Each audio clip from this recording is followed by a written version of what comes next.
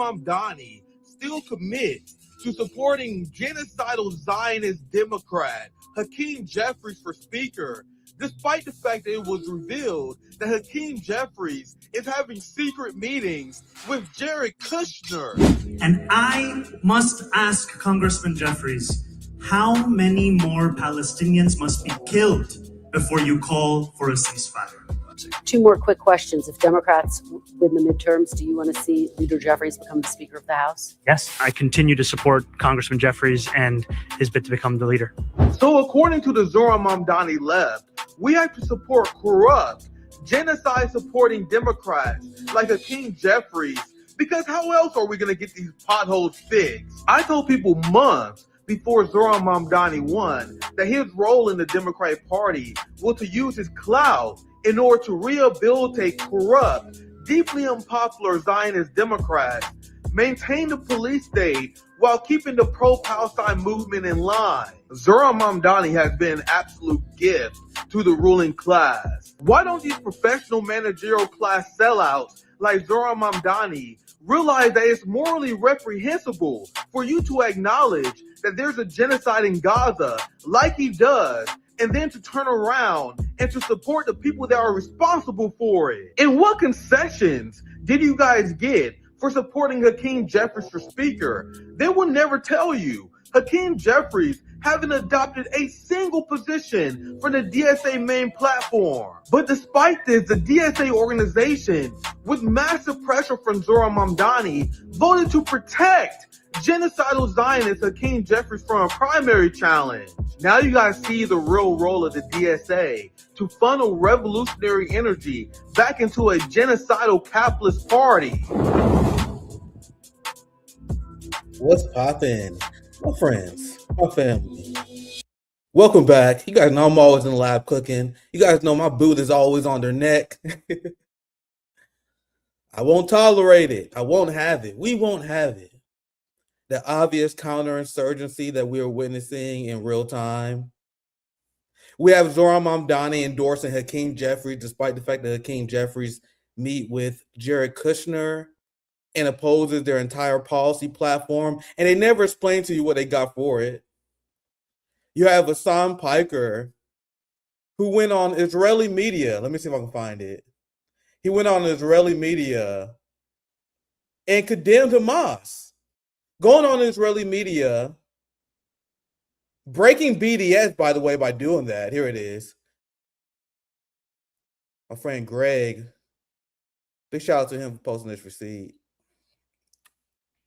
You guys realize the state of the left in the United States right now, as we are watching the West Bank being seized, as Syria has fallen, as Yemen is fighting for the Palestinian people and for humanity, as Lebanon is bleeding, the absolute state of the United States left. And this man, Hassan Piker, this man is in a position that most revolutionary fighters would dream of. Like, I want the funk. What do we say on RB all the time? I want the heat. This man takes a little bit of heat and folds like a little bitch. That's why they don't platform me, because whenever they try to highlight me, when the ADL went after me, whenever these institutions go after me, we have a great time.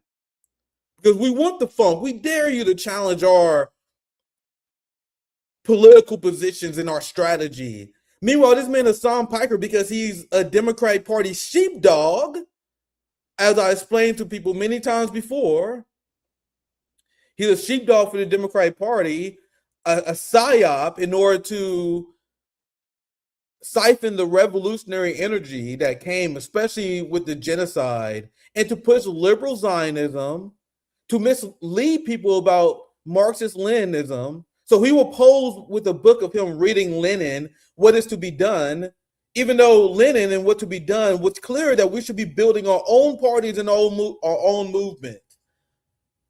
And then they deployed him to be a big spokesperson for the Palestinian cause. Meanwhile, he never cared about that issue before. He was a big supporter of Raphael Warnock, a diehard Christian Zionist who made it clear that he stands with Israel. He supported John Fetterman. Israel was not on his bucket list of issues that he cared about. It definitely wasn't a litmus test. He was a Biden voter. He voted for Kamala Harris. So then we witnessed the ruling class being locked in as they always are, take advantage of the rising anger against Israel and the awareness against Zionism, and they deployed these Democrat ops in order to mislead the entire movement and to convince them that supporting Democrats is good. Now, what do these people do during the off season? During the off season, we explain this on the channel. When there's no elections to be had, when a Republican first take office, you can say the ruling class will allow you to say all the radical shit that you want.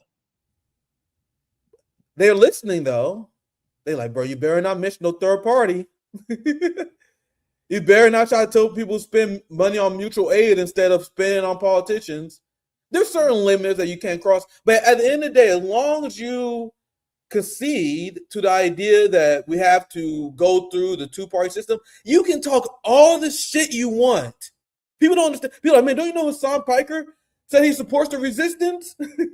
Don't you know that Hassan Piker is down with the Democrats? So what? He's voted for Kamala Harris. Support the party. So it's easy in the offseason, especially when the Republicans take charge, for you to sound radical, just like Zoran Mamdani before he got power. He was talking all sort of shit about Hakeem Jeffries because it's easy to sound good during the offseason when you're trying to manipulate and lie to the working class. But then when it's game time, what do I mean by game time? Whenever midterms prop up, that's when shit starts to get insufferable. That's when all the people who gain even more clout by hijacking positions that we are steadfast on, all these people who pretended to be revolutionary in order to prevent people from falling into the grasp of people like me in Rome, that's when they do the old switcheroo that me at 30 years old, I'm tired of seeing it. I understand if you're a young Gen Zer and this is the first time you're going through it. I've been through it as well. But what confuses me is how we have grown-ass men, grown-ass women, people in the late 20s, in the 30s, and the 40s that fall for this same shit over and over and over again.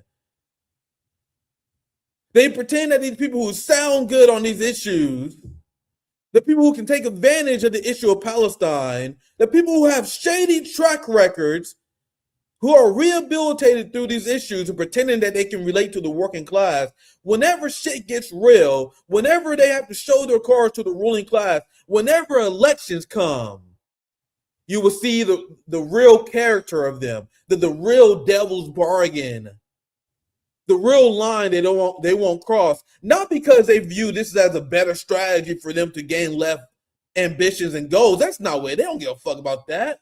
They celebrating victories despite DSA not accomplishing any of their platform. And people think they care about that? They don't care about that.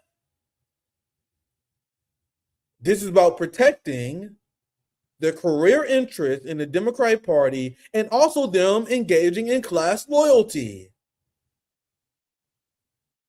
So Hassan Piker went on Haaretz,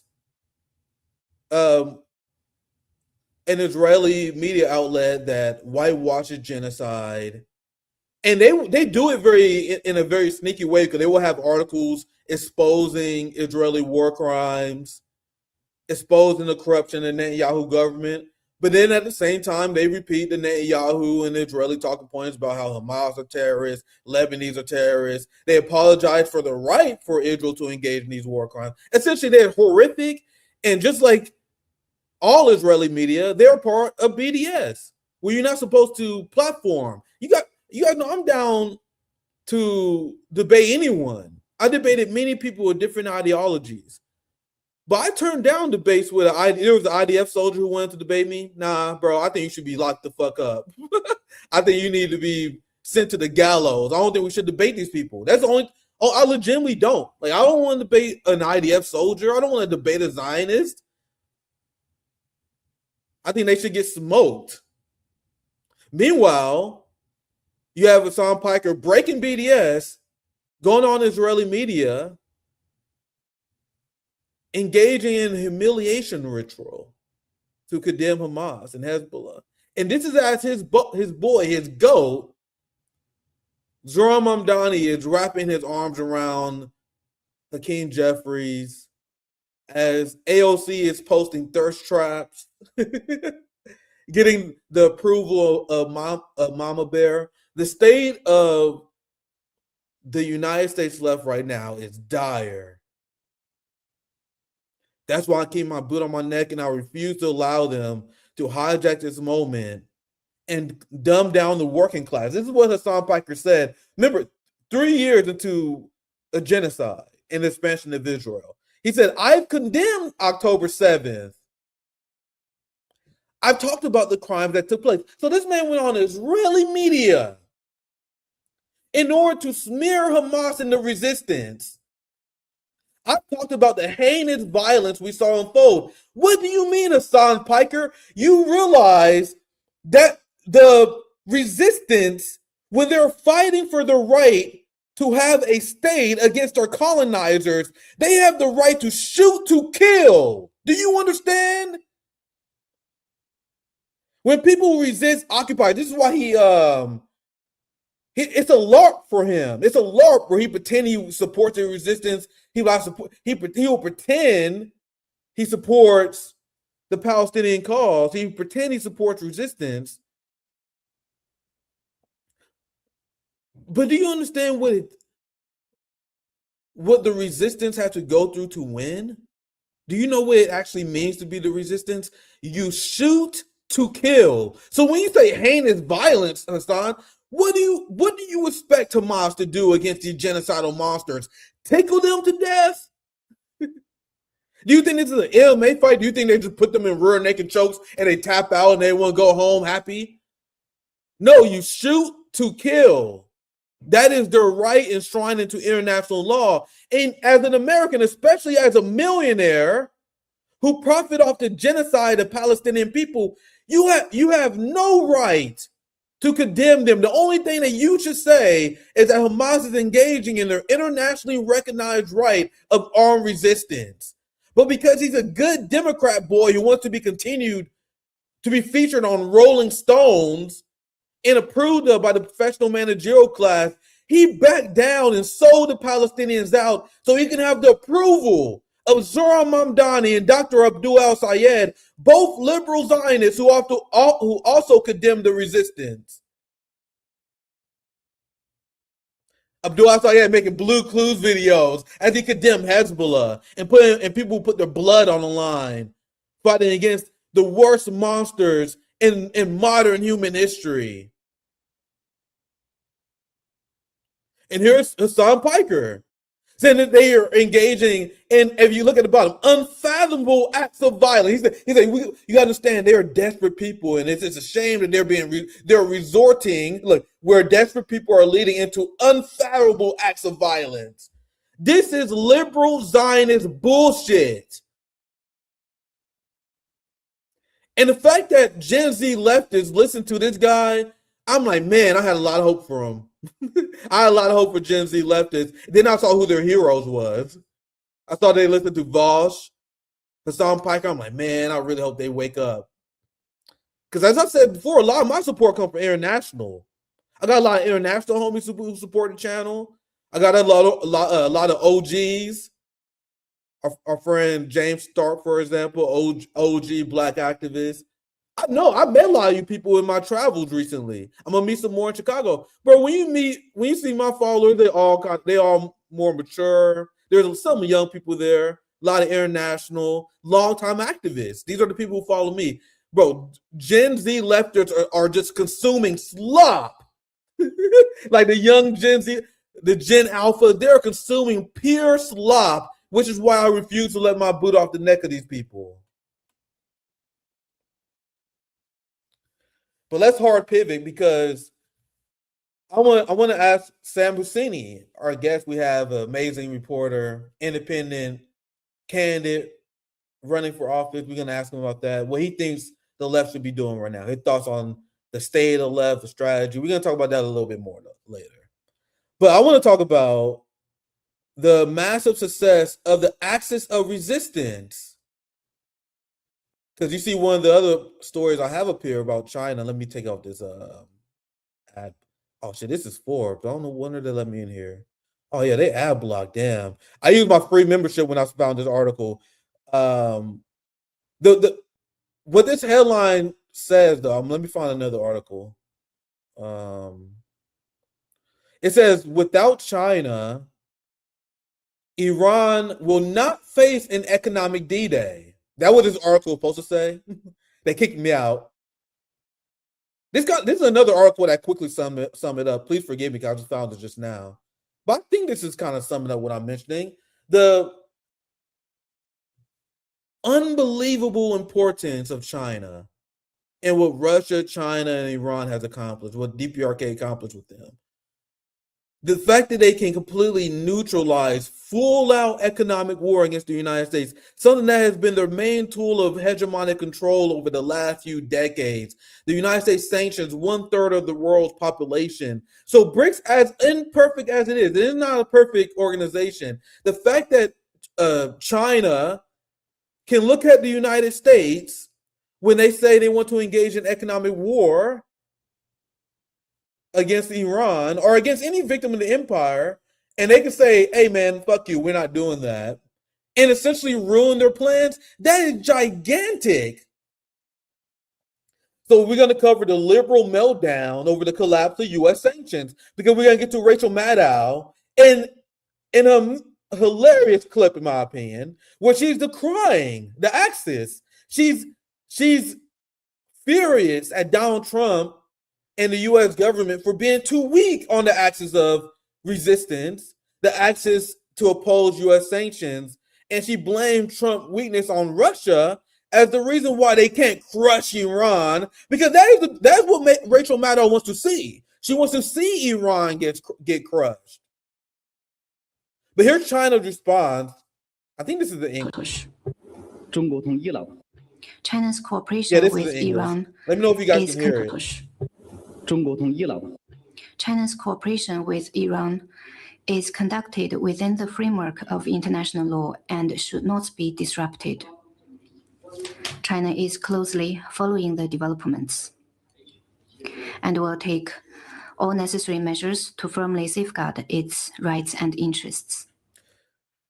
I've explained this on the last few shows. The response from China after Scott Bessent and Donald Trump's meltdown over losing the Iran war and threatening countries who still do business with Iran that they will be cut off on the dollar. The reaction of China was like, you guys are out of your damn mind. What are you going to do about it? Make us. You really, China was like, you really think you're going to tell us who we can do business with? Do you know what year it is? You think this is the 90s? You think this is the 2000s? Gee, look at him like, bro, we are going to destroy you. This is pure panic. And look at this here. Look, Bessent was asked about, hey, and I've seen multiple channels talk about this, how they were like, hey, man, what about China? Are you guys going to do anything about China? MSNBC and CNN is making a big point about this. Like, hey, man, if you don't rein in China, your plan to stop Iran is going to collapse. That is what the CNN headline was saying. But listen to this here. This regime. Does it include China? Because that's the primary economic partner of Iran. Again, many conversations are best to have in private, and we are confident. So he has nothing. That everyone wants the Strait reopened and for energy prices to come back down. Nah, bro, I don't want to hear that. So you tell me so on Fox, they're like, hey man, we all down for you destroying Iran. We love the use of economic sanctions and economic warfare. But hey, quick question. Well, what's your plan to stop China? We actually still talking about that behind the scenes, and we don't. So you don't have no plan here. And you guys see how the liberal minds, well, I should call them liberal, they're neoliberals. They're right-wing neocons. We have two right-wing parties who compete who's going to be the best steward of imperialism. And this is why liberals are not anyone we should be forming coalitions with some DSA believe, because they believe in disgusting things like the use of sanctions and economic war. That you will hear liberals talk about how economic warfare is like a legitimate act of international law. It's a deranged. It's not international law. Unilateral sanctions is illegal by international law. The acts of countries engaging in blockades, embargoes. The entire world like, man, can you guys stop embargoing Cuba? And meanwhile, liberals like, well, we have to do that because we're trying to bring democracy to Cuba. Now let's get to Rachel Maddow, one of the most deranged people on TV. We know this. This has been a long time since we broke down the Rachel Maddow segment. I used to break down her stuff all the time. And you guys know, because we used to cover her. It's been a long time. She is as deranged as Sean Hannity. And if you don't know, she is such a big name. She is one of the few people in corporate media that has a real following. Like, you know how most of like MSNBC and CNN, they're propped up by corporate networks, and but no one actually cares about them. If they was to ever branch outside of their corporate network, they would fail. But fam, you gotta know Rachel Maddow in terms of like numbers, book sales, all this stuff. Bro, she been slaying. Her like show does as high as like anyone else on cable news, and like she destroys everyone else. And she is such a big name. She like, hey fam, I'm too big for this bullshit. I'm doing a show once a week. She like, I do a show once a week. I don't got time because everyone else they're grinding. They working 5 to 6 days a week. I see them. They covering for people. Rachel Maddow like, bro, I'm way beyond that now. I'm super rich. I'm gonna come in on a Monday. I'm gonna come in one Monday a week. So this is what Rachel Maddow does. She comes to work one day a week to do an episode. In every episode for 1 week on television, you will hear the absolute deranged ideology of a modern liberal. Because the segments I've seen for Rachel Maddow, and I haven't broke down many of them. Actually, I haven't broke down one on the channel for a long time. They are as crazy and as deranged as any segment you can find on corporate media. And I'm including Fox News. Let's dive into this one, because this one is all about Rachel Maddow decrying the falling power of U.S. sanctions and how Donald Trump is unable to bring Iran to heel because he refuses to, quote unquote, confront Russia. Yeah, so she's still on this Russiagate nonsense. And she's a superstar. Once again, liberals love her. And she's the person where she dictates the foreign policy of the entire Democratic Party. I am not bullshitting. I don't think a lot of people really understand the power of Rachel Maddow among liberal circles. Like, she leaves MSNBC and does her own podcast and get a lot of liberals to listen to her. That's why MSNBC concedes to a lot of her demands. She she creates her own work schedule. She's a big name in liberal circles, and everything she says becomes Democrat foreign policy. But here it is. Turns out there aren't many military options anymore. There aren't any good ones, at least, for this ongoing war that they have been losing. And so today, instead of any new military options unveiled or tried out when it comes to the Iran war, today we got them proclaiming an economic D-Day against Iran. Given what the real D-Day actually was, you might be forgiven for telling these guys to get the name D-Day out of their mouth altogether. But with viable military options essentially unavailable thanks to the geniuses they've installed at the Pentagon, instead, they're announcing vaguely this economic D-Day as some kind of vague announcement of new economic initiatives targeting Iran. But you know, the real D-Day was all about us supporting our allies to defeat a common enemy. This administration has no real allies anymore. I always got to bring up, because liberals love rewriting history. You got to think Russia, Rachel. You should be thanking Russia and the Russian people for the defeat of Nazism that you guys later adopted and blended in with NATO. The reason why you guys are not speaking German is because the Soviet Union murdered 85% of the dead Nazis during World War II on the Russian front, the Soviet Union front, I mean. I just got to add it, but let's continue. So they may want to call it D-Day, but there's no one to ask to help us storm these proverbial beaches, even though they want to call this D-Day. Without anyone essentially on our side, Trump and his Treasury Secretary, Scott Bessent, are insisting that they're going to pull off some big new economic thing against Iran. And how are they going to do it? We don't know. But they say they'll punish any nations who help Iran. We don't have any allies to bring into this fight anymore, but we'll punish anybody who helps the other side. This doesn't make much sense to anybody either, because, I mean, look at the basics of what we know about who is helping Iran. This is the headline last week at NBC News. Russia is shipping explosives to Iran to bolster its missile and drone arsenal. Base Vladimir Putin, common Vladimir Putin W. Once again, you can't convince me to hate this man. Breaking the Cuban blockade, delivering oil to Cuba. You know Rachel Maddow, she's such a raging lesbo white supremacist.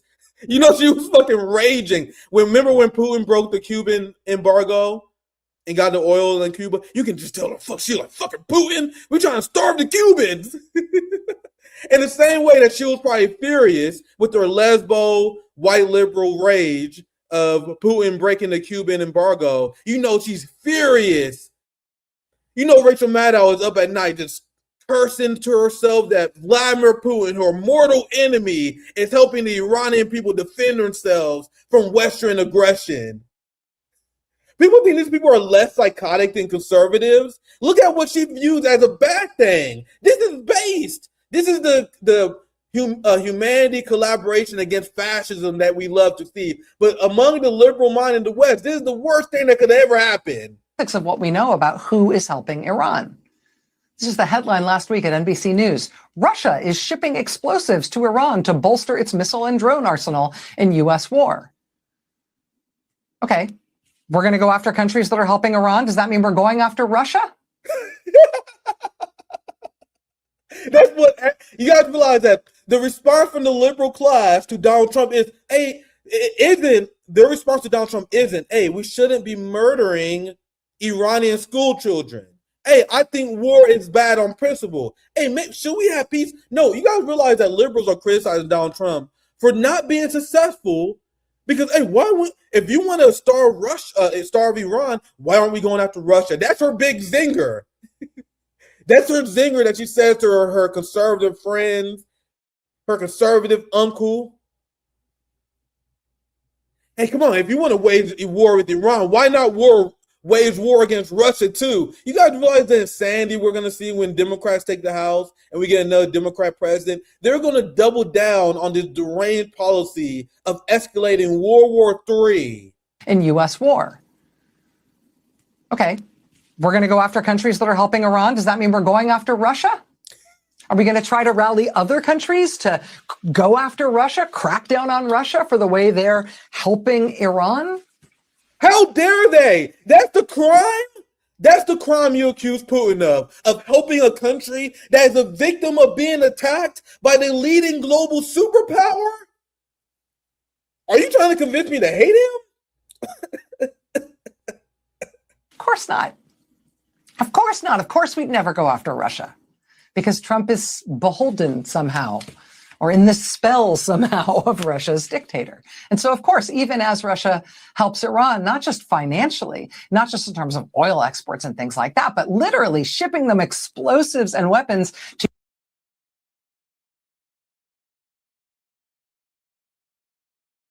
My bad. But liberals, they will hear this segment and they will just be furious. But she is just outlining all the W's of Vladimir Putin and why all the people who said that Russia is not doing enough, they're full of shit and they don't know what they're talking about. So as NATO leftists and people with Putin derangement syndrome, they're like, well, why won't Putin do enough to help the resistance? As they are saying that, neocons and liberals are melting down because of the way Putin is supporting the victims of Zionist aggression, not only via hard power, but through tactical maneuvering by demilitarizing NATO, by decreasing U.S. munitions, would make it easier for Iran to fight back against the regime, to make it easier for Hezbollah to fight back against the IDF.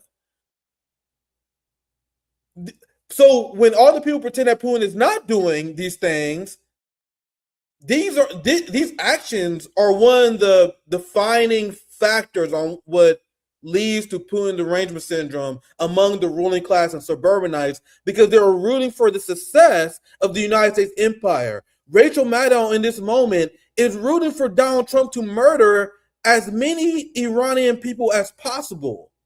And the fact that Russia is stopping that infuriates her.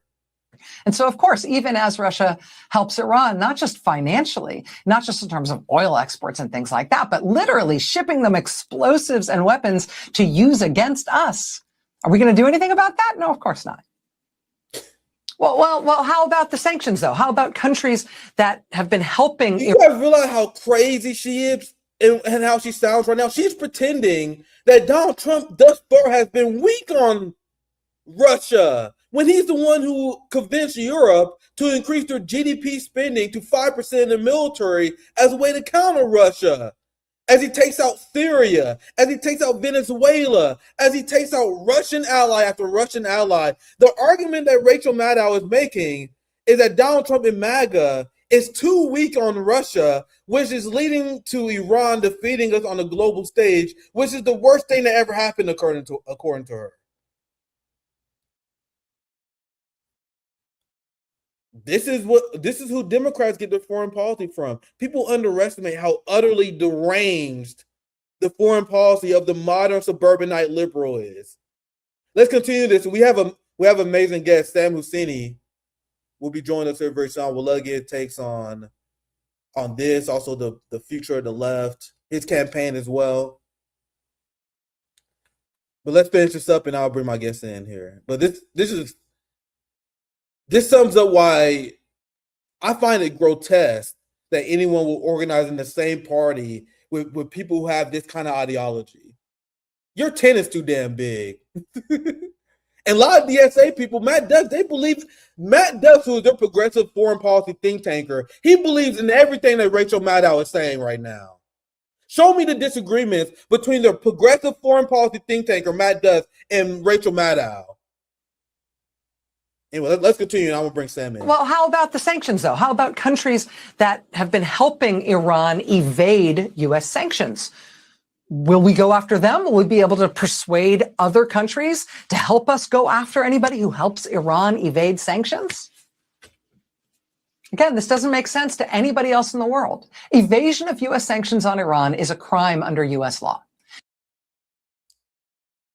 The deranged ideology of Democrats and Republicans summed up, and the Americans summed up. Well, you guys see how they view economic warfare, which is sanctions, as a legitimate act of international law? That is utterly deranged. Anyone who opposes the United States attempts to bankrupt and starve a people, they view them as criminal. That's why they say, oh, we seized the shadow fleet of oil sent from Russia to Cuba. You mean you engaged in piracy? Under the Biden administration, they bragged about seizing Iranian oil vessels as a way to enforce sanctions on Iran. So they, according to the liberal mind, piracy and sanctions are legitimate acts of the law that everyone else around the world must follow. Now do people see why I believe these people are my enemy? These are people that had to be defeated, not negotiated with. Evade sanctions? Again, this doesn't make sense to anybody else in the world. Evasion of U.S. sanctions on Iran is a crime under U.S. law. The single largest case ever brought against anyone. We're done here. I want to get Sam in here. I think we broke down most of the substance. Most of the rest of the video, it's her just crying over Russia helping Iran evade sanctions and defeat the United States Epstein regime assault on the Iranian people. But I want to bring our guest in, amazing independent reporter and an independent candidate currently running for Congress. Thank you for joining us on RBN once again. Sam Husseini, how you doing, my friend? Good to be with you. I want to get your thoughts on why you're running and your theory of change right now, because I've been throwing a tantrum over the state of the left. Like I mentioned how you got Zohran Mamdani, the hero of the left, who's supporting genocidal Zionist Democrats who meeting with Jared Kushner, advancing the surveillance state, cracking down on protests against genocidal synagogues. You have Hassan Piker condemning the resistance, AOC posting thirst traps. The state of the left is dire, to say the least. So I want to get your thoughts on the current state of the left, your theory change, because you're running as an independent candidate, and I'm all down for that. I'm all down for people running outside of the duopoly. So please explain what led you to make this massive step and your mindset behind it. Once again, thank you for joining us, Sam. Thank you so much for having me, Nick. It's a bunch of things, but a big chunk of it is what you just said, right? Everybody is thinking that that's the debate between Mamdani and the total openly pro-genocide people and the Republicans, and that's not the debate. And that's a big reason why I wanted to step into this, to say, no, this is an actual clear position that is actually consistent, that is actually anti-imperial, and that actually takes on the establishment. It's like, you ever see, I'm sure you've seen, what am I saying, Malcolm X, the movie, Spike Lee, when he first, I don't know if it's when he first meets, but when he goes and sees Elijah Muhammad, and Elijah Muhammad puts a clean glass in front of him, and he says, if the people have nothing but a dirty glass, they will drink the dirty glass. But once they have a clean glass, they will never touch the dirty glass. Now, I don't know if you were dissing some of my constituents, liberal suburbanites, because I'm in Maryland's 4th district, which is a chunk of Prince George's County and Montgomery County. It's immediately to the east of Washington, D.C., and it's pretty liberal and pretty suburban. Good luck, man. Yeah, well, I mean, I'm actually trying to run. It's obviously a severe uphill battle, but I'm also trying to activate the district, right? We got the University of Maryland here. We got a lot of people who should be waking up a lot more to how diabolical the establishment is, and should be shaken out of their acquiescence. And instead of living in the shadow of official Washington, we got to make official Washington live in our shadow. So that's a big part of what motivates me as well. Yeah, that's extremely well said, and that's my number one priority. Is I want to build something, and to me, I spend a lot of my focus on mutual aid, helping Rome and mutual aid, raising funds for Gaza. That's the big project of RBN. We're nearly at almost $500. We're gonna donate to another Gazan family, Palestinian family. I hate that term, Gazan. I want to donate to another Palestinian family. I love you, man. The point I'm making is I usually try to focus on that more than anything, but electoral politics is a tool that we can use. So, and this is kind of like the pushback I have to. I don't know if you want to call them people to my left. I think you can, because there were people who will criticize me for like, hey, Nick, why you shouldn't be wasting time with the Green Party. You should be working with Shama. And I'm like, man, I understand where you're coming from, but I feel like we need to build a party for the working class. And that's why I view the value of electoralism is a way for us to organize parties so we can do the more revolutionary actions later. What's your thoughts on that? And what's your long-term plan with it? Because you mentioned how you want to kind of activate the base. What will your message be with these suburbanites who, and I explained it when I was speaking to the Green Party on one of my panels, when it comes to liberal suburbanites, that's my weakest. Those are the hardest people for me to reach. I live in Missouri, fam. I talk to hard right-wingers, evangelicals. I have them all agree with me that we should do something about the police state. I have very conservative Black people who are really religious who I talk to. I get them to agree with me about socialism. I talk to people from all around the Overton window. But liberal suburbanites, I fail so hard at them. So please explain, what is your message to them, and what is your plan for this election and in the future? I want to engage them in every way that I possibly can. I want to create PDFs that people can pass out, door knocking, tons of yard signs, obviously. But beyond that, I want to reach them where they are. This is a majority black district. And it's often been called the wealthiest black district, which wasn't true anymore. Wealthiest black district in the country, but the poverty rate here is actually higher than the national average. So what does that mean? Um, I want to do things like flyer in front of churches, to really engage people where they are and wake them up to how corrupt this establishment is. I sense that there's a disquietude underneath. I mean, it's taking on an enormous challenge here. I mean, this district, Sanders got clobbered here in both 2016 and 2020, absolutely clobbered in the primaries, in the Democratic primaries. So on the face of it, this is not a district where anything is going to take off. But I think that there is an unease underneath the surface and a sense that the Democrats have no real response to Trump. And a sense, a lot of government workers here, and a sense from them that can we have a government that actually serves the people and doesn't just act as an appendage to the corporate state?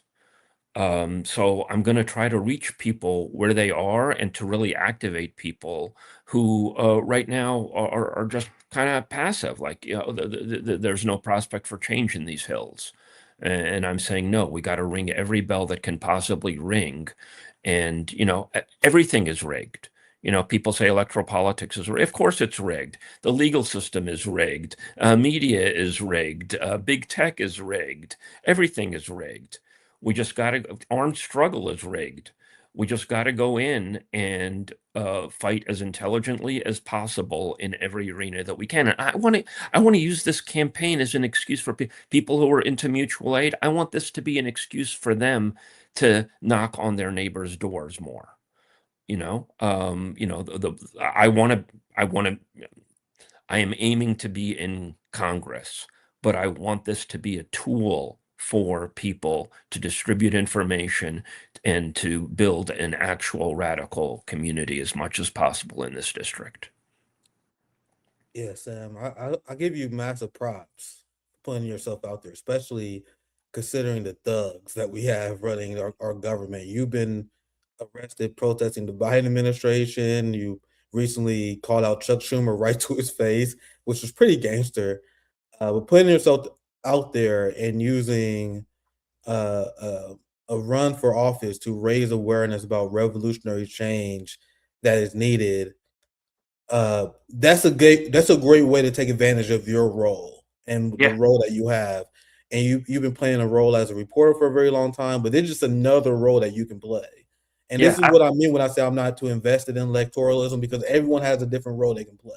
When I was at the Green Party conference, I haven't really talked about it that much. I can't say too much about it, but there was plenty of Green Party officials that kept telling me, "Hey, Nick, bro, we need you to run. We need you to run for senator. We need you to run for this." And I'm like, "Fam, that's not my role, man. Like my role, I'm more of an educator. I'm more of a bomb thrower.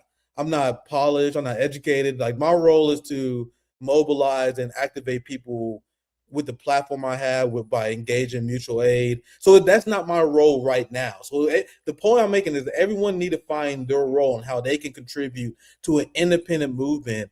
And the people who don't do that, and what I mean by that, the entries, they reject that notion. They tell us that we have to go through a genocidal party in order to beg for scraps, which is like, even if you disagree with my position from the left, that's okay. But going through people who committed genocide and shutting out people who actually put in work in the street, that is mad crazy to me. To me, that's a mad betrayal. But I know you want to chime in. I think you got a few things you want to say. Sam, I'll pass it to you before we move on.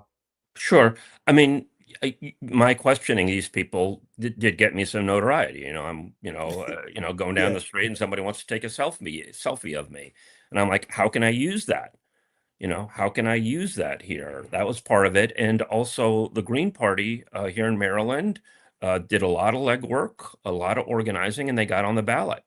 So I know a lot of independent candidates who spend all their time trying to get on the ballot. This was just given to me on a silver platter. So I felt like I would almost be irresponsible if I didn't, use that opening and all the legwork that they did. When you say you're not polished, I think that's honestly, A, I don't think it's true, but B, I mean, you're blunt, but you're highly articulate. I mean, come on. But I think that's part of the problem. Part of what radicalized me to do this is I went to South Africa earlier this year. And I was trying to get them to do more emergency orders at the International Court of Justice with the genocide convention case against Israel. I pushed for that back in 2023, and then South Africa stepped up and did it. And then the Biden administration sabotaged in completely diabolical ways the orders that came down from the court. But there's nothing stopping South Africa from trying to get more emergency orders. So I went over there trying to get them riled up to do that, in spite of, obviously threats from the Biden administration and from the Trump administration and so on. But I ended up meeting with a bunch of parliament members there, and they're like regular people. Yeah, that's a good point. And I'm like, it's so radically different than the United States, and excuse this JFKism. Some people ask why things are. I ask why they aren't, and why they can't be different. Sorry, that wasn't quite as polished as JFK, but you get my drift. Why are we stuck in this rut perpetually, and we can't have a meaningful democracy that's multi-party and represents people who aren't corporate lawyers. Yeah, that's why whenever Abdul Al Said and Zoran Mamdani and liberals in general say that Venezuela is not a democracy, it annoys the crap out of me, because they elect ordinary working class people. Maduro was a bus driver. They would have librarians, they would have janitors, they would have construction workers. They will be the people in parliament. They will be their politicians. And you guys see how the deranged European political class view that as barbaric. They view them as savage. You got ordinary people. Don't you know Maduro was a bus driver? He's your president. What kind of savagery is this? And that's why the people with all the degrees, Dr. Abdul Al Sayed, he's a smart boy. He got 2 doctorate degrees, but he don't believe they're a real democracy. Right. He called them an authoritarian dictatorship because they don't got lawyers and capitalists who make up government positions. So that's a good point. I gotta give that a lot of thought, because once again, I have a very particular role that I play right now. But I do agree that I think we need ordinary people. Like, I do agree with that premise. So I guess I'm kind of contradicting myself there in a way, because I do believe we need ordinary people in those positions to run, to try to help form a coalition. I've been having this conversation and debate for a while, because I think discussing strategy is extremely important. Like, obviously it's very easy to have like clickbaity content, reacting to crazy stuff that's Zionists say, oh, you see what Ben Shapiro said? See what this person, but it's easy to do that without talking about strategy. So I talk about this. That's why I talk about this a lot, and I go back to this with my audience all the time. Like, what should the left be doing? It's easy to say, yeah, Ben Shapiro is bad. Right. Yeah. What are we gonna do though once we gather this knowledge? This is why I focused on this a lot more, and it's not the most clicky thing, you know what I mean? It's easy just to make infotainment, but I do believe discussing strategy is extremely important, probably more important than talking about like the policy itself almost. But I'm looking at the DSA strategy. I want to get your thoughts on this, because you're running as an independent, and I want to ask you why, just for people to hear your reasoning about it, and whether you agree with the DSA strategy, because you have this ascendancy of DSA candidates who are winning, and I'm like, at what cost? Like, you know what they say about China, but at what cost? Because you guys are backing police surveillance states. Mamdani's still working with Israel. I don't like the fact he condemns the enemies of the United States. I hate the toxic positivity I'm seeing. Anyway, I want to ask you just bluntly. You can agree, disagree. What's your thoughts? What's your assessment with the strategy? And why do you choose to run as an independent instead of a Democrat and Republican? It really feels to me like a lot of the Democratic Party, including DSA elements and so on, are providing a soft landing for empire. And I saw this very vividly after the Iraq War, right, with Obama. There was all of this activity against the war and so on, and it kind of folded into the Democratic Party in 2004 with Kerry and that, and then totally by 2008, and then it was totally gone, and you didn't have any kind of a peace movement anymore. And I fear that some of the same dynamic is happening now with Gaza, that the Democratic Party is attempting to co-opt the Gaza. I mean, I think Mamdani has benefited a lot more from Palestine than he's done for Palestine. And I think that's true of a hell of a lot of Democrats. It ends up being a brand that they can honestly sponge off.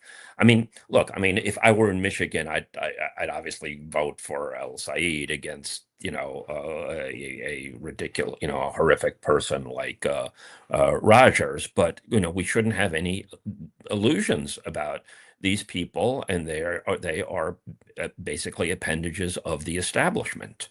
And we need to shake that off as much as possible. And I would even say to people who, still value that, to say, you need to support independent candidates, or else these people will be totally marginalized in the Democratic Party, even if they do intend to do the right thing, which, Absolutely. I'm skeptical of. You need leverage on the outside to really call things out, because obviously Mamdani and company aren't able to do that, even if they're willing to do that.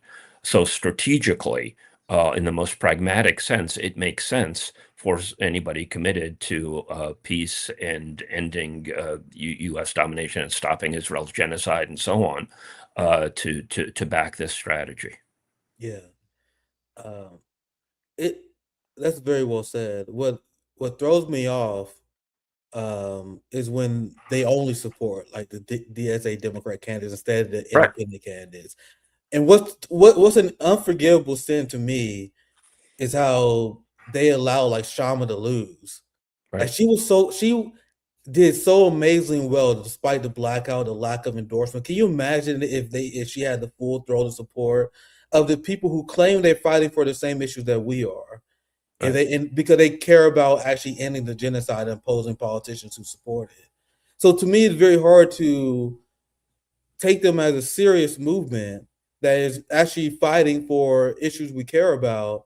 But I understand why like people are forced to vote for Zoran, and why people in Michigan, like you said, may be forced to support Abdul al-Sayed.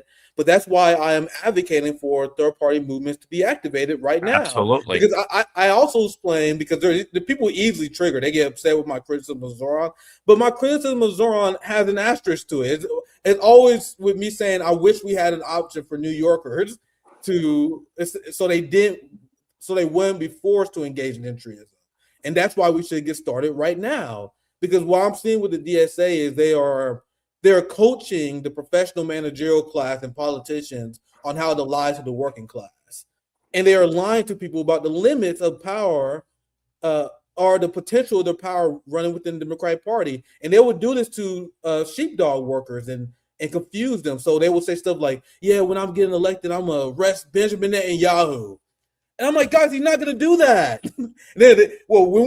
When we get elected, we're going to dismantle the relationship between the NYPD and Israel. And I was like, guys, I'm sorry to be the bearer of bad news, but he's not going to do that. Then he got in, and then everyone started making excuses why he's not doing that. I'm like, why didn't you guys say that before? So the reason why I'm bringing this up, because people present this lie to working people and lying to desperate people about the potential that you have of even being elected as a Democrat. And I want people not to waste their energy with these failed projects which will not lead to the institutional change that we want for the future. But I know that was kind of a rant there. Sam, do you have anything you want to respond with? No, I think it's right on. I think that, this largely ends up being symbolic, and I'm sick and tired of symbolism. I want actual, meaningful change. Well, let me talk a little bit more about strategy to tell you about this district, because it might trigger some ideas among your listeners. Some of the Green Party people here were telling me one of the biggest successes that happened in Maryland is you can't run in the general, and then you can't run in the primary and then run in the general.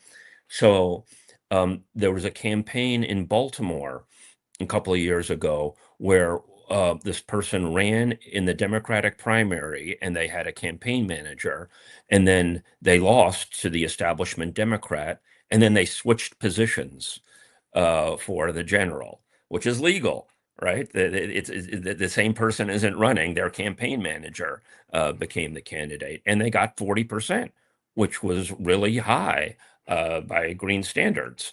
So like that kind of shrewd thinking, that kind of real strategy, I think should be utilized wherever possible. So in the primaries here, the main my Democratic Party opponent is Glenn Ivey, who's like the fourth or fifth biggest recipient of AIPAC money. Okay, he's really quiet and soft spoken, so he doesn't come off like a ghoul like a lot of these guys, so people don't know his name. But he got in 2022 on a ton of AIPAC money running against Donna Edwards, who's as reasonable of a Democrat as you're going to get. She got a target on her back because she went to Gaza in 2009. So when AIPAC saw that she was vulnerable, they flooded with these nonstop attack ads in the district. So Ivy got in, totally corrupt, ran off and met up with Netanyahu while he's slaughtering hundreds of Palestinians a day. Just horrific. And in the primary here, there was like a Justice Dem person running against him. So just on tactical grounds, I wasn't going to split the anti-Ivy vote, but they didn't run a very aggressive campaign. I actually tried to help them some. But of course, they're not reciprocating, right? The DSA hasn't exactly tripped over themselves to back me. I'd welcome it. I've already said if I were New York, I would obviously voted for Mamdani against his openly right-wing opponents, but while realizing his, to put it very kindly, shortcomings. But somehow that doesn't get reciprocated. And as you say, what happened with Kashama was completely horrible.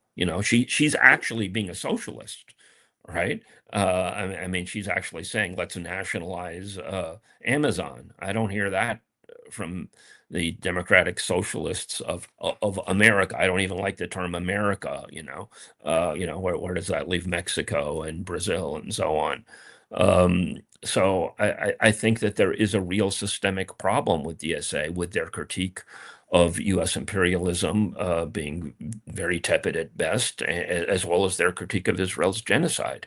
So again, I'm trying to show a clean glass and to say, yeah, you can actually have a candidate that actually talks in a straightforward fashion, is an openly anti-imperialist, and is for radical change and taking on corporate power and taking on a high-paid corporate lawyer like Glenn Ivey. You're not a Democrat, though. That's the problem. Well, people have got to snap out of it. I mean, a lot of people say that they're sick and tired of the Democratic and Republican parties. Now, maybe that doesn't play as well in this particular district. I mean, Glenn Ivey in 2024 beat the Republican by like 88%. I mean, it's just a total clobber. But that's like another reason, because there's no spoiler baloney going on here. Right. There is 0.0% chance that the Republican wins this election. Yeah. Okay. So, for people to go in and vote for Glenn Ivey over me is basically saying, okay, I'm fine with genocide. I'm fine with perpetual corporate rule.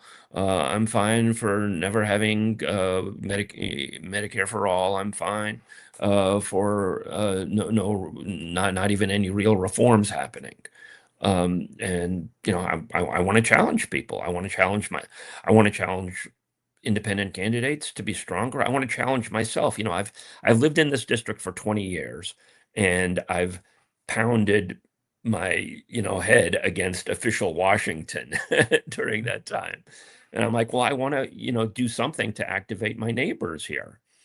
And can a campaign be a method of doing that, and to really accelerate the dissent and the activism in the district?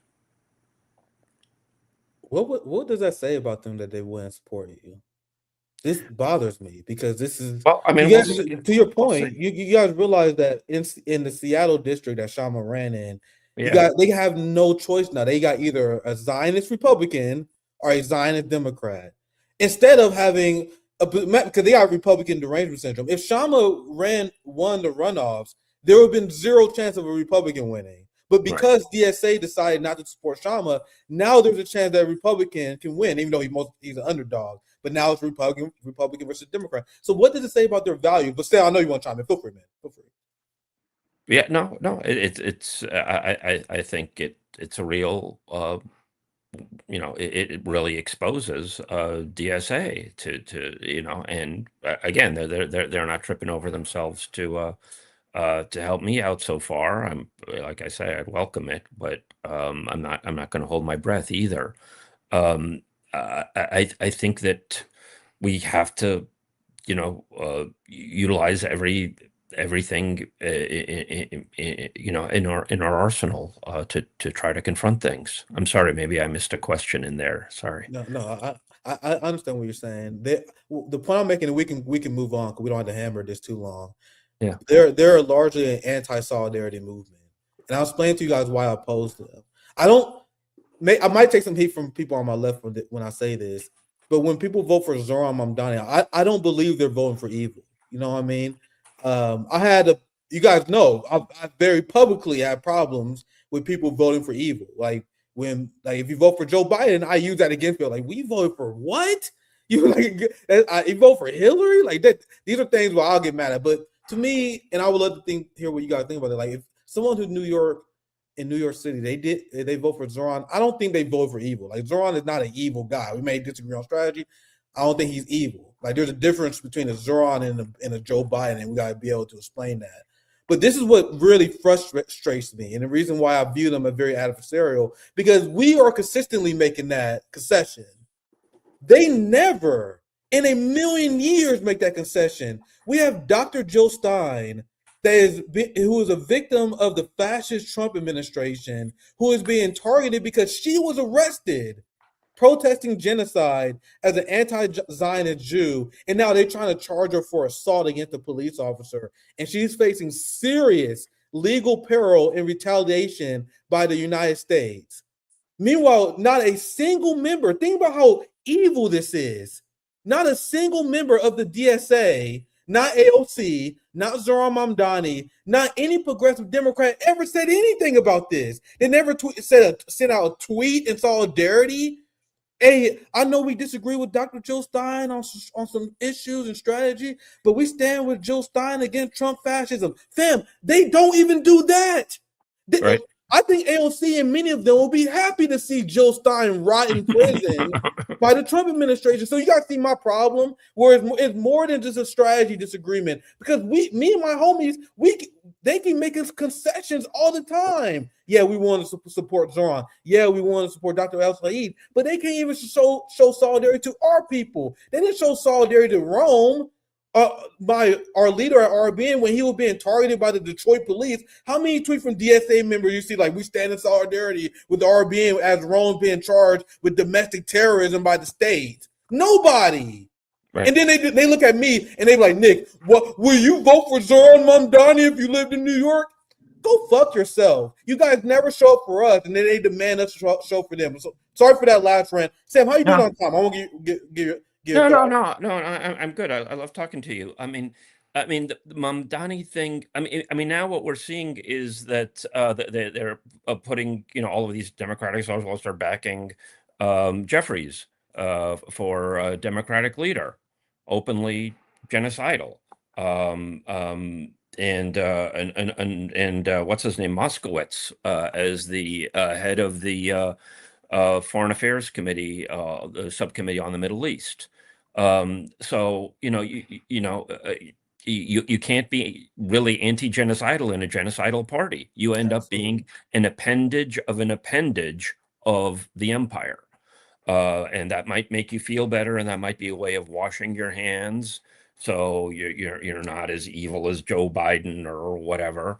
But no, you are effectively part of that structure, a subcontractor to it. And I'm saying no, that is not morally acceptable. That is not principled, and we're going to find a way out of this system in any way that we possibly can. And the Mamdani thing, you saw that you showed his what's her name, Tish, Yeah. coming from this huge Zionist family and so on.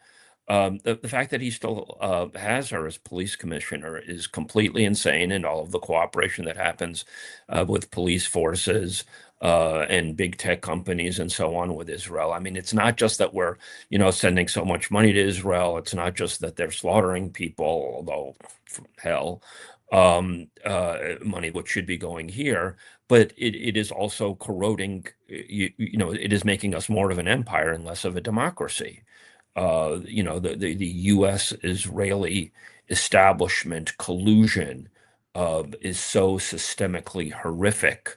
And Mamdani, he made a big, saying he looked into it and he couldn't prosecute Netanyahu. First off, I'm not sure that I buy that. I see some legal analysis that he could have done that. But did you notice the timing? I'm obsessed with the timing of how things go down. That came down just as the NDAA vote was going down. And I think it made people take their eyes off the ball to look at that. So people weren't as effective in trying to defeat the NDAA just at that time. So that makes me even more skeptical. And I don't even know if that was conscious on Mamdani's part. I mean, it could have been a coincidence. I don't think it's a coincidence. Or it could have been that something pushed him, because he's got Tish as his police commissioner. I heard some Such a great scuttle. point, man.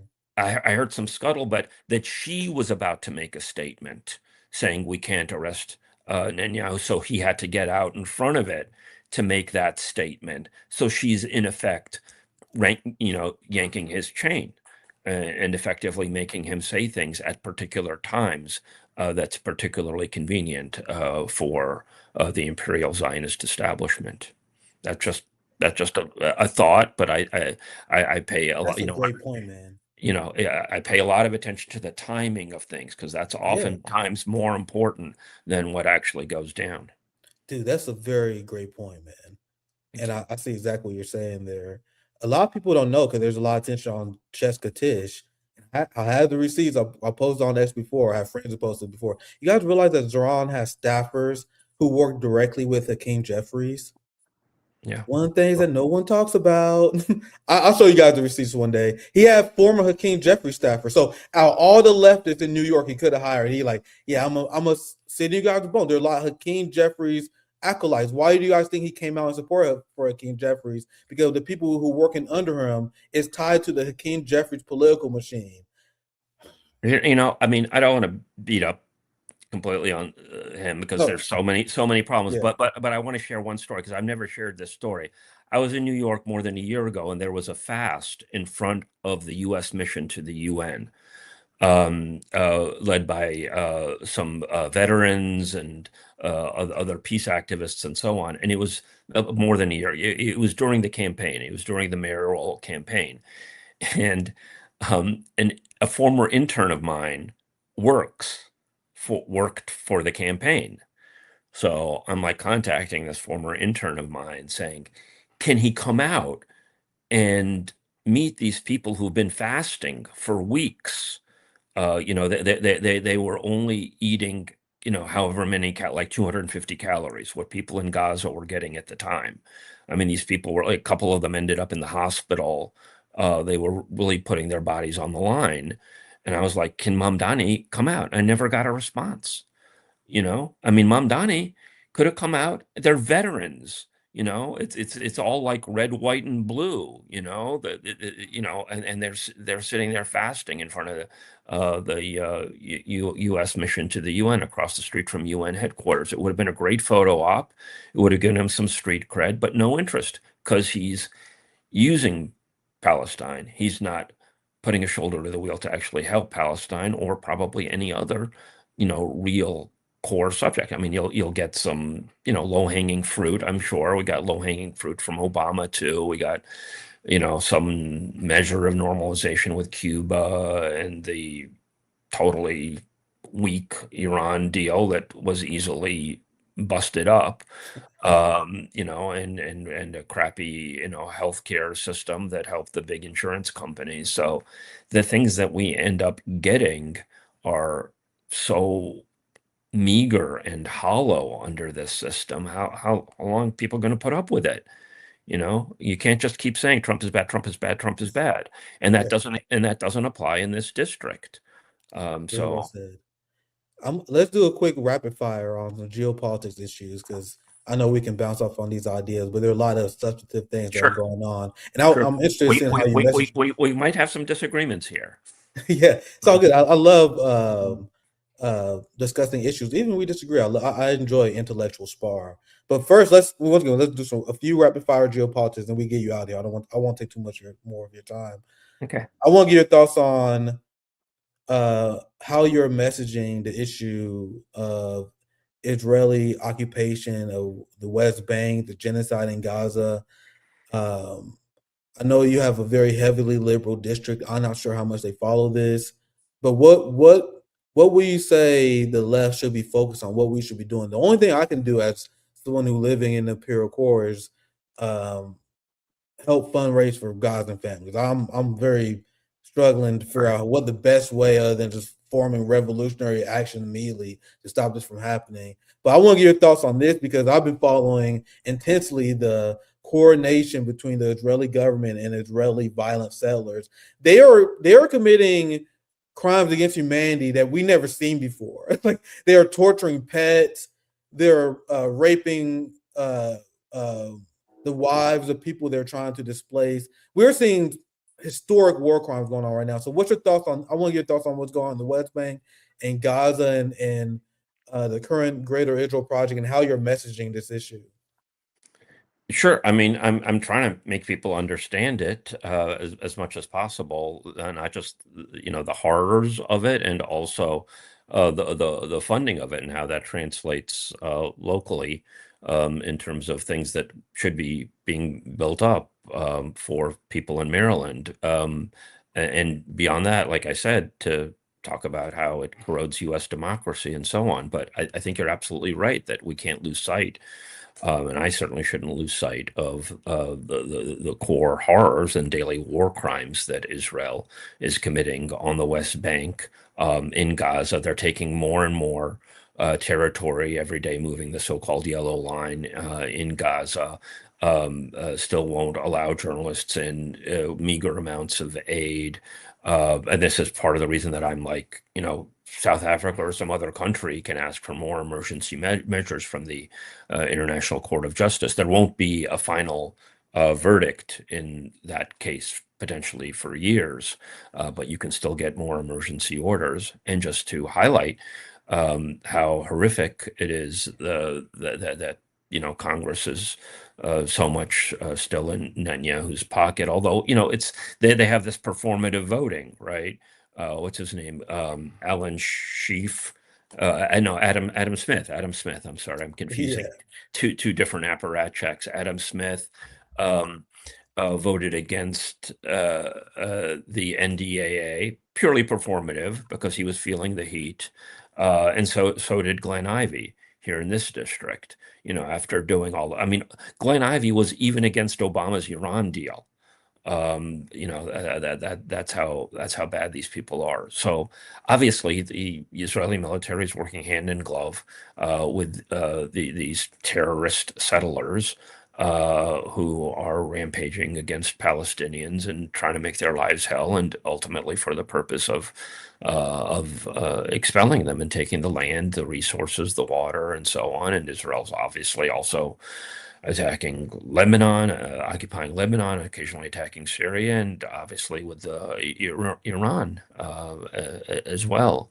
And I mean, that's one thing that I want to do is, you've had both Biden and Trump, do unconstitutional attacks on Yemen and Iran. Yeah. And you actually have some members of Congress saying this is unconstitutional. But they never moved to impeachment, or barely ever. Al Smith did, and then he got bounced out. Al Green, I'm sorry. Al Green, tried to move to impeach Trump for his first attack on Iran, and then he ended up losing his seat. So anybody that raises their head against this system gets knocked down. I'm sorry, I'm going on too long. You said rapid fire. No, it's all good. I just wanted to break down a few geopolitics story as we end our stream here. Just two more quick stories. I covered earlier how Scott Bessent in the Trump administration essentially announced the death of the U.S. dollar, where they said they're going to punish any country who does business with Iran. They call it economic D-Day. And I'm warning people. I'm telling my family, I'm telling people, I'm like, bro, you guys have no idea what's coming, bro. Like, it seems like they are. Trump and our neocons is leading us to our ruin, the ruin of the United States, in order to help advance the greater Israel project. And this may be a part where you disagree. Once again, I'm more than happy to embrace any disagreements. Do you agree with that analysis? Because I'm more in the position like, man, I think this is suicide by the United States. What's your thoughts? I think it depends what we mean by the United States. I think that a lot of policies that Trump or Biden or whoever pursue end up hurting the U.S. public, but profiteering the Epstein class or the military-industrial complex or whatever.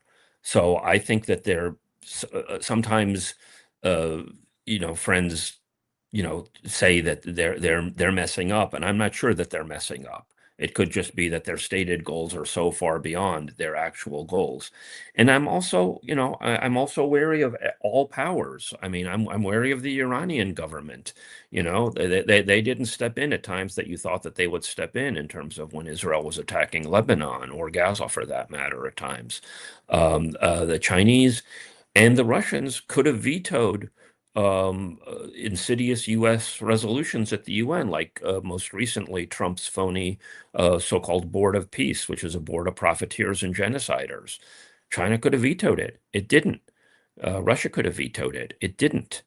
So I'm concerned that either they're cutting deals or they're just being threatened. Where the U.S. Basically tells China, look, you can't veto this. If you veto this, then there's going to be some problems in Taiwan.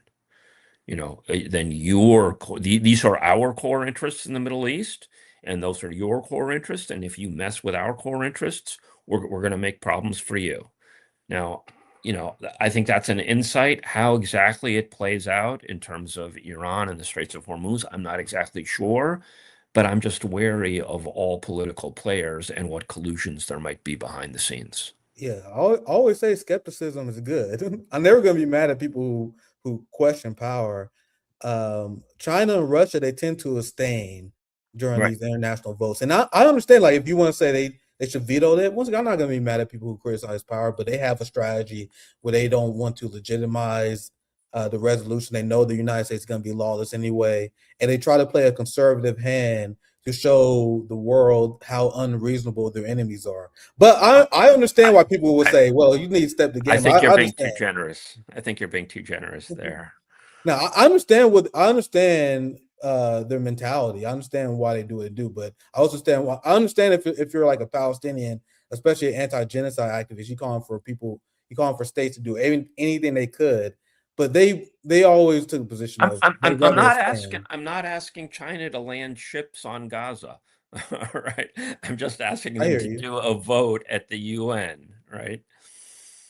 All right, last rapid fire. I wanted to cover this because another big part on another reason why I'm extremely critical of the DSA is because also substantive issues. Their support of NATO in Ukraine is very disturbing for me.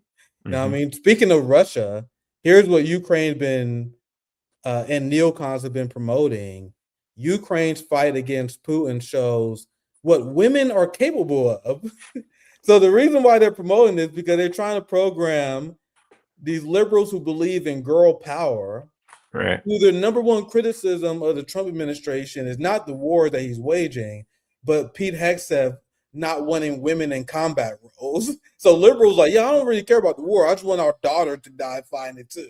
Right. And now they're celebrating the daughters of Ukraine being sacrificed for this war. And I covered this before how Trump openly bragged about how this war about making money for the military industrial complex. So sacrificing an entire generation of Ukrainians for the profits of the military industrial complex. Have you been messaging on this issue? What's your stance on this? Sure. I'm sorry, giving me a flashback. I wrote a song years ago, and it had the lines, "We got people call themselves feminists, spoke out against a war, blamed the army for not letting women drop the bombs." Yeah. Excuse me. Yeah, I mean, I am pro peace. And I don't think a lot of Democrats are. I think sometimes the political spectrum divides up so that one part of it wants to fight that enemy and the other part of it wants to fight another enemy. And that's their debate, that the Democrats want to fight Russia while the Republicans want to fight these dirty Muslims. That's sometimes how it shakes down. And I'm like, no. NATO is an aggressive military alliance. It's attacked in Europe, in Asia, and in Africa. And it obviously provoked Russia into the Ukraine war. And it's got to be dealt with. And, Trump dealt with it in a completely phony way. And it actually ended up kind of juicing it up in some ways. So I'm completely opposed to backing Ukraine in this way, and there should be obviously a peace agreement that is a reasonable one. Sam Husseini, my friends, thank you for making time. Very thought-provoking conversation. I appreciate you coming on.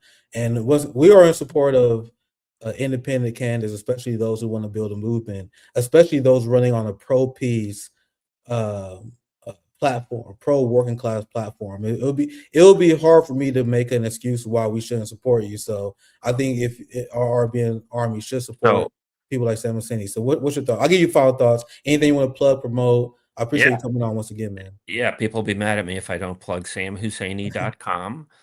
People can volunteer, donate if they can, call up people who can donate. If people are in the district, please connect with us. If people know people who are in the district, it's Maryland's 4th district. The election is November 3rd, of course. And we want to get as strong and organized as possible, as quickly as possible, to really mount a serious challenge and to actually build up movements and to, I mean, some people are saying, Sam, you could at least beat the Republican. So that'll break some new ground, and hopefully really step up. And it can, it's a fascinating district. It's a tough district, but it can have national ramifications because it's outside of DC. So this is an important fight, I think. Thank you so much, Nick. Yeah, thank you, Sam. I want to bring my friend Zoya. I don't know if she's here or not. I can start reading some chats. Once again, Sam Husseini, appreciate you joining us tonight. Let's get into super chats. Let me put Sam Husseini up here so you guys see who to follow. Then we can read some super chats. What a great conversation that was. Sam Husseini is the man. I'll read some super chats when you start getting out of here. Yeah, I think Zoya is out right now. So let me start. So make sure you guys follow Sam Harriet's page. I was trying to pull it up. samhusseini.org. Let's dive right into super chats. Yeah, Zoya just need 10 minutes.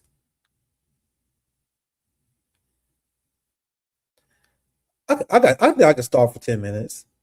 So let's dive a little bit more into this Ukraine story, because this is what we mentioned. Yeah, I think I can start for a little bit as we wait for Zoya. This made the rounds. What's interesting to me is how the NATO left, they don't even comment on these stories. You guys don't find that suspicious? Like, I understand if they were honest about their disagreements. Oh, we gotta support NATO and Ukraine because it's the democracy, Nick. They don't even talk about it. Like, AOC was giving strict orders. Zoran, all these don't talk about Ukraine, bro. Don't comment on it. Like, for example, I would have more respect for their position if they would at least comment on the story about Ukraine kidnapping people off the street. They had a Ukrainian military recruiter who executed someone in cold blood in the street, just like ICE. You know how progressive they will protest ICE. Meanwhile, Ukraine has ICE on steroids because they're taking citizens of Ukraine, kidnapping them and enlisting them into slavery, because that's what draft is. Like, when you take people and force them to fight for a war, that is slavery. That's why many civilized countries got rid of a draft. There's no difference between that and slavery. So you oppose ICE for killing Americans and kidnapping immigrants, but you don't oppose what the Ukrainian government is doing, kidnapping and enslaving Ukrainian men. So it would be one thing if they supported NATO in this war, but then they will imagine if Ro Khanna and Bernie Sanders and AOC will at least comment on those stories, and they will say, man, I condemn Zelensky and the Ukrainian government for kidnapping these people. I still believe we should fight against Russia, but I condemn the act. They don't even do that. What is that about?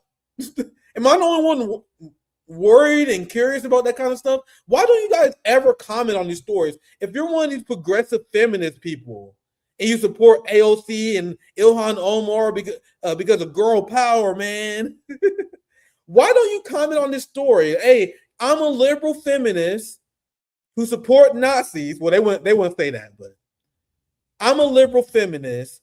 I stand with Ukraine, but I don't think we should be advocating for Ukrainian daughters to die and be sent to the meat grinder. They won't pretend this kind of stuff don't even exist. Why don't they say anything about this? Where you have Lindsey Graham, who is dead. Just a reminder. You have the dead Lindsey Graham, who used to openly admit that the Ukraine war is about us being rich. It's about rare earth minerals and the fact that the military-industrial complex is booming. You will have Donald Trump, who will openly admit that the Ukraine. This is why I covered with Sam. Actually, I might as well play this. This is what I mentioned earlier. This is Donald Trump admitting what this Ukraine war is all about. We're not spending any money on the war. The war is being funded by NATO. NATO is buying our equipment. In fact, I don't want to make money on that war. I don't want to, but we are actually making money on that war because they're buying our equipment.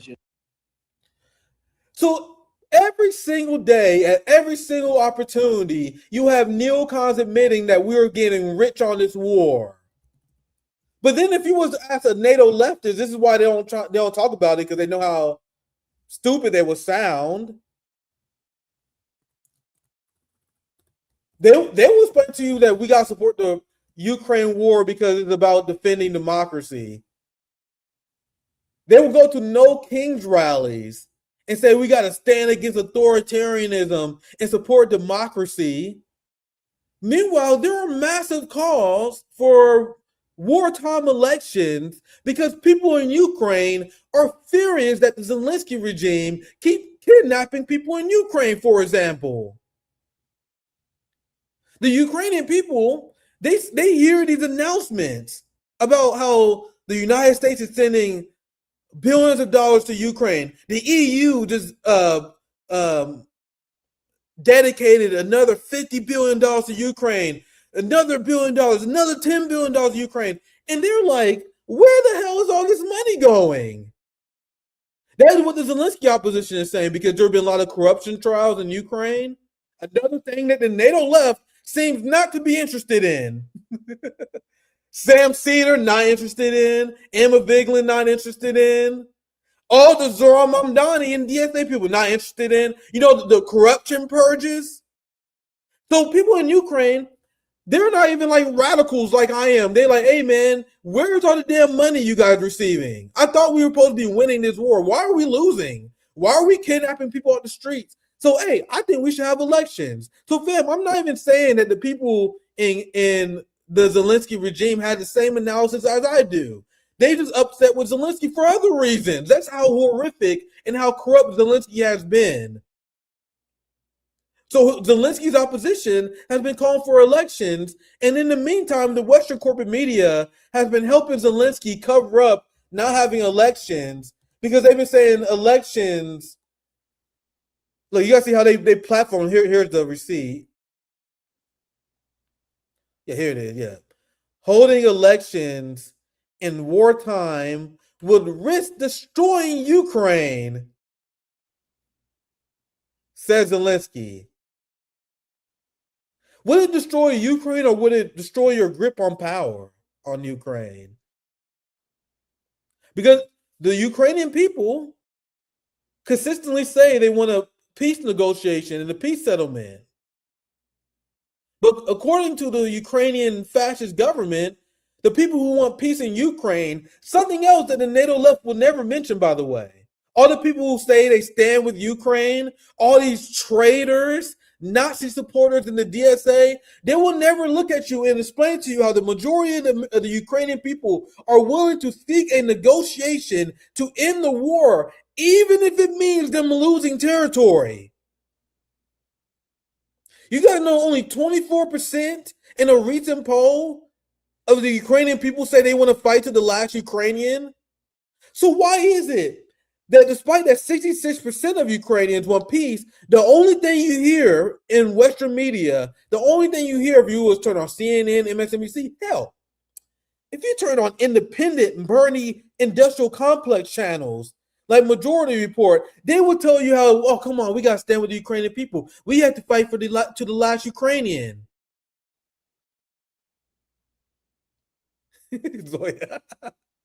Nah, I'm cooking now. It's too late. You should have stopped me earlier. You should have stopped me earlier. It's too late now.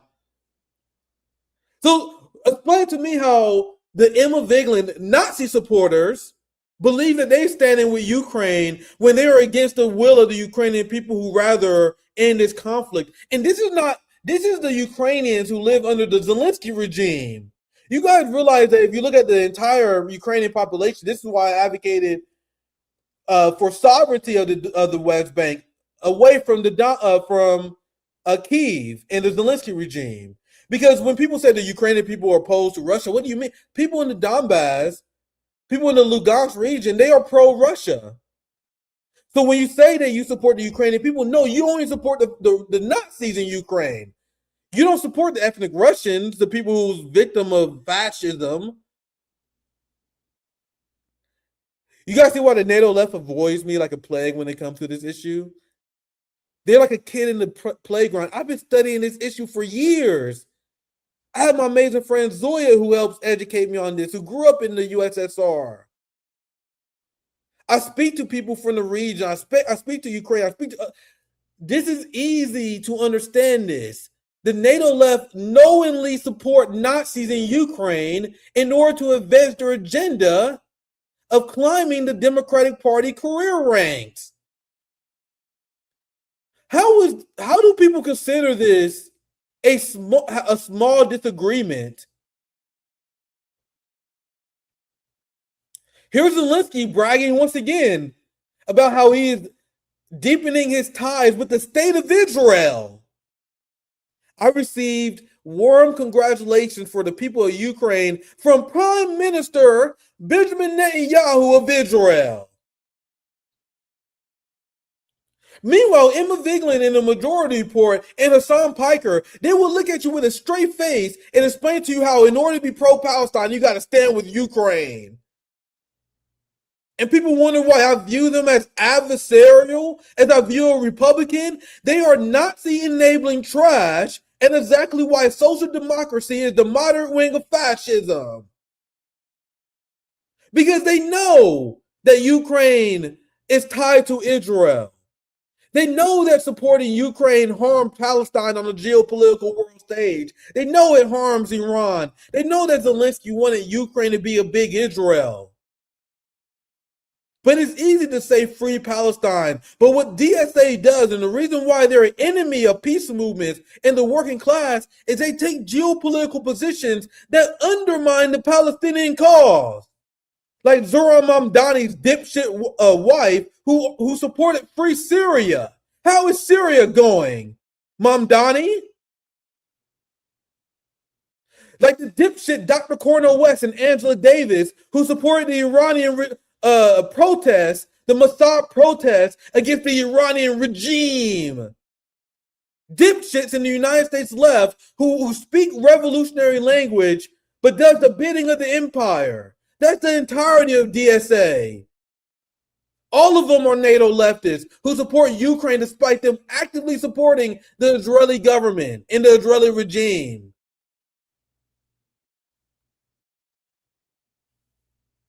There's a Nazi-Zionist alliance with Zelensky and Israel, but you can also say it's a Zionist, Nazi, Social Democrat alliance.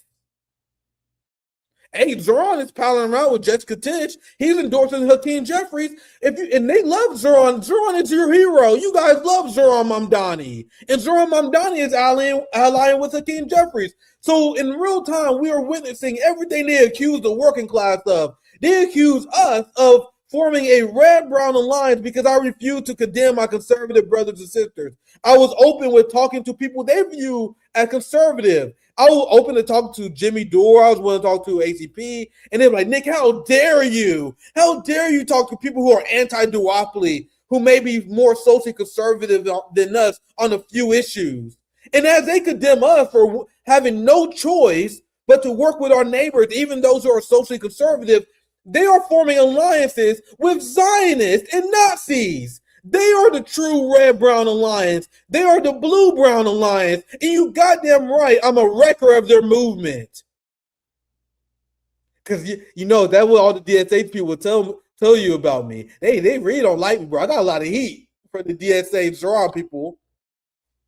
Guys, avoid RBN. RBN is a wrecker of our movement of taking over the Democratic Party. You goddamn right. I oppose you Nazi supporting filth. I'm not saying I'm going to win this battle, but I'm not going to allow them to hijack the left. I will go down swinging into my dying breath before I allow the Nazi supporting leftists to say they're champions of the working class. Now, with that said, Zoe, how was that for a stall? I can pull a rant out my ass. That's a final segment before we wrap the stream. How you doing, my friend? Zoe is love. Zoe is life. What's popping? I need a break. I'm tired. I never doubted you. I never doubted you for a second. I appreciate you, my friend. I'll let you take over. I gotta take a quick break. With that, guys, let's get into your chats. It's been lively today.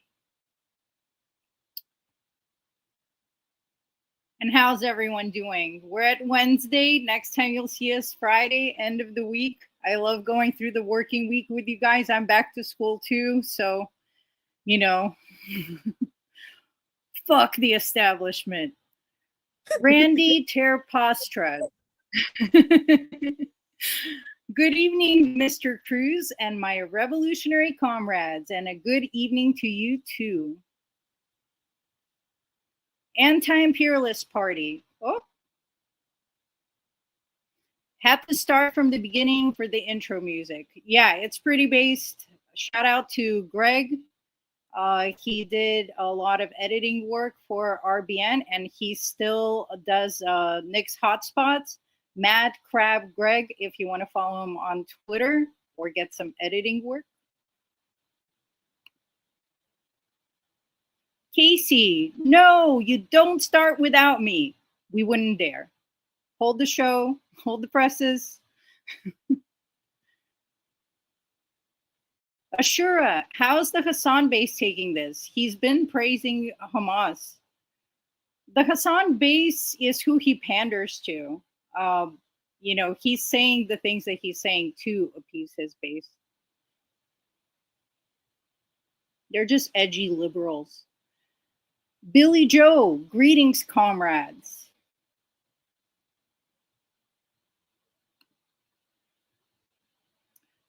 Vass Adams, the Democratic Party, just like fascists like Carlson, Owens, and MTG, are using the Palestinian suffering to make people support them. It's sickening. Yeah, absolutely. They always co-opt causes. That's what they do. I cannot pronounce that yet. Are you saying they are in effect controlling the opposition? Mm-hmm. Green to Stay Cows Marketing. Great work. Thank you from Sydney, Australia. Thank you. Thank you for watching and tuning in. Whatever, man. If you run in the DSA or as a Democrat, that's an automatic red flag. You would think people know this by now. Anti-imperialist party. China and Iran destroying NATO economically. Iran, Russia, DPRK, Yemen destroying NATO militarily.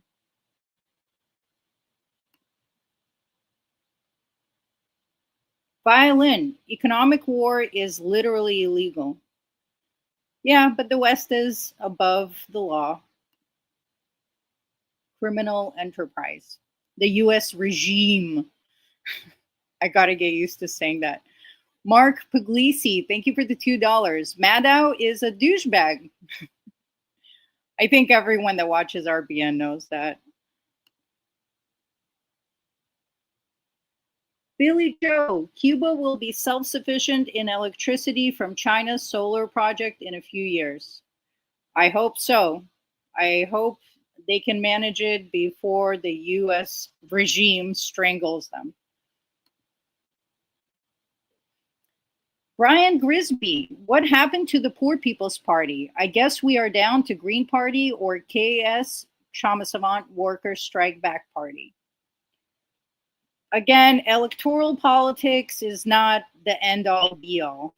We should definitely support parties outside the duopoly, but we need to organize ourselves and leverage our labor. That's our strongest weapon.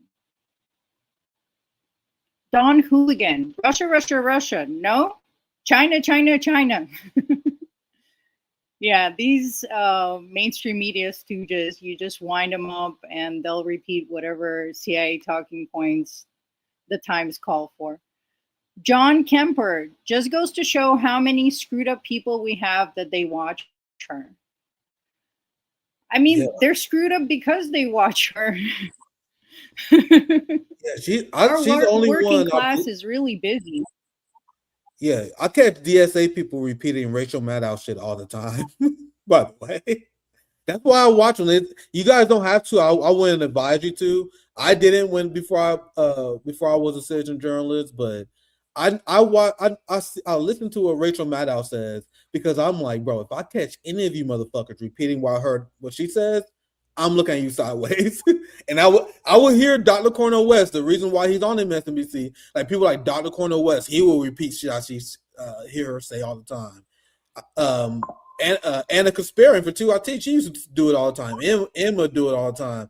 All the DSA social democrats, the Bernie cracks, I will catch them repeating shit from them all the time. Like, for example, when you see Zoran condemns Maduro, like when you see Dr. Abdul al-Sayed condemn Hezbollah and Maduro, where are you guys getting your information from?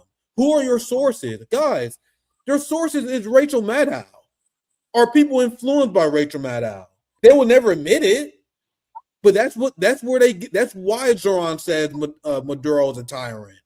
That's why he says Cuba is authoritarian, anti-democratic. Where does Zoran get that idea? He get the idea from people like Rachel Maddow.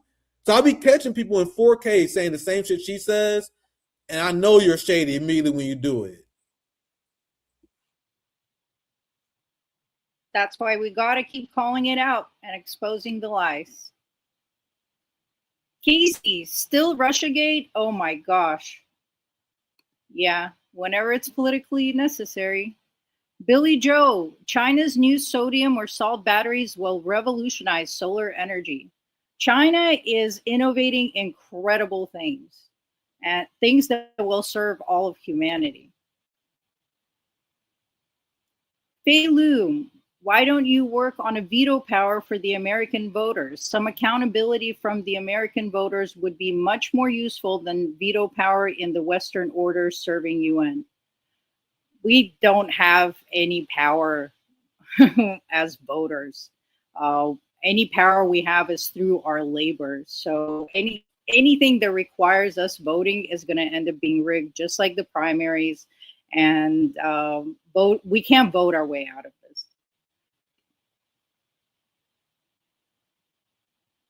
Jude of Right. Water-powered cars are possible. That's true. They keep killing the people. They keep coming up with them. Mark Puglisi, thank you for the $5. I turned the sound off for Maddow, but then I missed some of your responses. I refuse to listen to her. We respect your decision. Sacrifices have to be made. Feed me Seymour. By the time the US went in, Russia had bled out for us. The US and the UK were funding the Nazis. They helped the Nazis industrialize. Ford was building tank factories for the Nazis. John Kemper, they have killed 4 people in my lifetime for running cars off water. I have a quick response to the one earlier, and this is I'm not talking to the person who left this comment regarding the person who like she's like can't listen to Rachel Maddow and the revulsion that people have towards Rachel Maddow. And I don't know. I'm not assuming anything from Mark here, but why don't people have that same energy for like Zoran? Zoran has the same foreign policy position as Rachel Maddow on many issues. I'm not saying anything about Mark. I'm just saying this in general. The revulsion that people have for Rachel Maddow, why don't you guys share for people who have the same support for the proxy war in Ukraine, like the DSA politicians? All of them do. All of them support the same thing that Maddow does. The only difference is that Rachel Maddow goes on TV and explains her position. So I'm not saying you guys shouldn't be mad at Maddow. Yeah, you should. But that's that anger you feel at Rachel Maddow is the same anger that I have for DSA in them.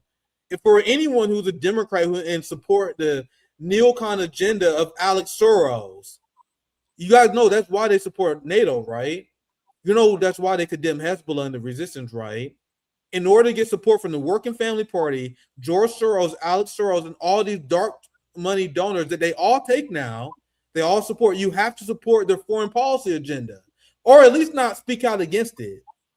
That's why I have a sense of revulsion for them, the same way that you guys have for Rachel Maddow, if that makes sense.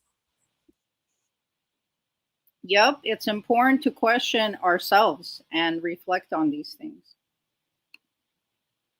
Faye, the Anglo empires love to use these terms to continue their propaganda. Yeah, like US has billionaires and other countries have oligarchs. Homie Slice. No, Putin scares me. Russia's scary. It's pretty much Rachel Maddow's entire show outline. Sabi Raza. Democrats and Republicans are colonizer cultures. Rem, my country, Belarus, give military technical support to Iran. Don't forget us, Rachel. People don't want to be left out of Rachel's hating. Vass Adams, liberals are more dangerous than conservatives. They're deceitful and wolves in sheep's clothing. Conservatives tell you what they believe, but liberals lie and hide it. They also think they're morally superior. Eric Bernhoft. When Rachel Maddow was on Air America Radio, she prided herself on not owning a television machine. Yeah, they all play the part until they get recruited. Remember Van Jones? He had the dreads going. He was an activist. He was saying, if I ever sell out. Yeah, and look at where he's at now. Garlic lasagna. Bro, the algo just told me now you were live. What did I miss? We love RBN in Mexico City. Yeah, guys, every Monday, Wednesday, Friday, 8 p.m. Eastern time, the algorithm suppresses us. Even if you're subscribed, even if you hit the bell, we still hear from a lot of people that they don't get the notifications. That's why we're trying to keep a consistent schedule so you guys never miss a show. John Kemper, it's only entertainment, Nick. Absolutely. Bread and circus, all of this mainstream media. The Rogue Diva, sanctions that keep medicines out of Iran. She is a psychopath. Marvin Vargas, U.S. is robbing Venezuela, steal 80% of Venezuelan oil. U.S. is a pirate nation. Always has been. Kuko Conman, America is responsible for more deaths than Hitler by its embargoes. Yeah, Hitler is the boogeyman. That was an American invention to cover up and deflect from their own crimes. I mean, even the Belgium king killed more people in Congo than Hitler did. Don Hooligan, Gitmo has been a crime every day of my life. Obama was supposed to close that, wasn't he? Kuko Conman, good luck, Sam. Kylie Jones, Nazi Germany at its worst didn't have as deranged a media system as we do. And now it's gone digital. JB Joints brother, Sam Husseini, fucking legend. Yeah, Sam does a great job of calling these people out to their faces. I remember watching him being dragged out of the White House press room. Captain Obvious, sup peeps? Cello Man, good to see you, Nick. Lorshak Molse, clearly Wall Street controlled Lenin and Stalin, who stopped paying back a penny of debts of the Tsar to the West. Yeah, it's a Nazi propaganda conspiracy, basically, that's now taken up and spread by a lot of right-wingers and some so-called leftists that somehow the entire communist revolution wasn't genuine and it was actually funded by US, UK, and Zionists and all of these people. Lenin and Stalin refused to pay back any debts that were owed to the West. And if it was really an inside job, they would not have done that. So learning history is really important, not to be misled. Jude of Right. Nazi propaganda against our Russian brothers and sisters will never stop. They will never forgive Russia for the L that they gave fascism for decades. Exactly. Jude of Right. Left versus right started with the French Revolution. Yes, it literally just represented the seating that they had, which one side was right and which the other side was left. These are outdated terms and they're oversimplistic and they're confusing the working class. Cello Man, if you type PDF when you search books, sometimes you can download the whole book. That's great advice, especially as we're going back to school and these books are so expensive. So try that out. I'm going to try it. Thank you for the tip. So, Sabir Raza, Greens need infiltration from revolutionaries and colonial abolitionists. They need guidance and volunteers. We've been saying this for years, that is the Green Party has the infrastructure. but they definitely, and they ask for it. They need more help. They need volunteers. Yeah, They they've been need, begging. They've been begging for us to take them over. They've been trying to recruit. Once again, they trying to recruit me to run and be like a leader. I'm like, hey man, we can help. Let's expand the grid. We can. Essentially, they were begging for the working class to help steer the party in the right direction. I'm not saying that the Green Party is perfect. Zoya has criticism of the Green Party, but it's upon us to change it. It's if we're gonna build a working class third party, it's upon us to be the ones who help make it better, steer in the right direction. It's not going to be a magical force from another dimension that's going to come out of nowhere and save us. It's got to be us. You know what I mean? But sorry, Zoe, please go ahead. no, that's exactly right. It's got to be us. Shelley is for love. You both are the real deal. That was about Sam and Nick. Just to clarify. Justice. Democracies are failing worldwide. Yeah, I mean, Western democracies were like a psyop in order to placate the rising working class movements. Shelley is for love. American people are frozen with fear and despair, brainwashed and distracted as was planned. Regarding the last comment, I've mentioned before, and the reason why I'm like super, I call out counter-revolutionary and reactionary ideas because in America, if we are able to have a successful revolution, working class coup against the Epstein class, you will witness a complete collapse of fascism worldwide. These democracies that are failing, they are being propped up by United States and Western fascism. If the U.S. and the U.K. ever lost the means of production to the working class, you will witness a cosmic effect that will spread all around the world. Like this, you guys understand that what is upon us. So all the people who claim that like China, for example, is not true socialism, if we were able to overthrow our financial structure, the capitalist class, it will help China and other socialist movements be able to pursue that pure version of socialism. If that makes sense. I gotta write something about this one day. I've been thinking about this a lot. I've been studying this a lot. But the effects that would take if we help lift the chains of the global working class, which as these democracies are falling, there you guys notice how they're leading towards fascism, like what we see in El Salvador and in Argentina and in the UK and Germany and Australia. They fall into fascism because they don't have an outlet for a socialist revolution. Violin. Every crisis is an opening for political education of the masses, including electoral politics. That does not mean you think it's not rigged, but you can call it out publicly.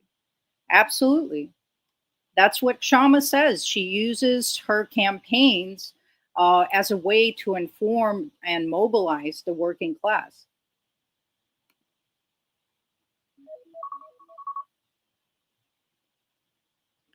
Kukul Khanman, our government has two heads, but one is evil, bigoted, racist beast.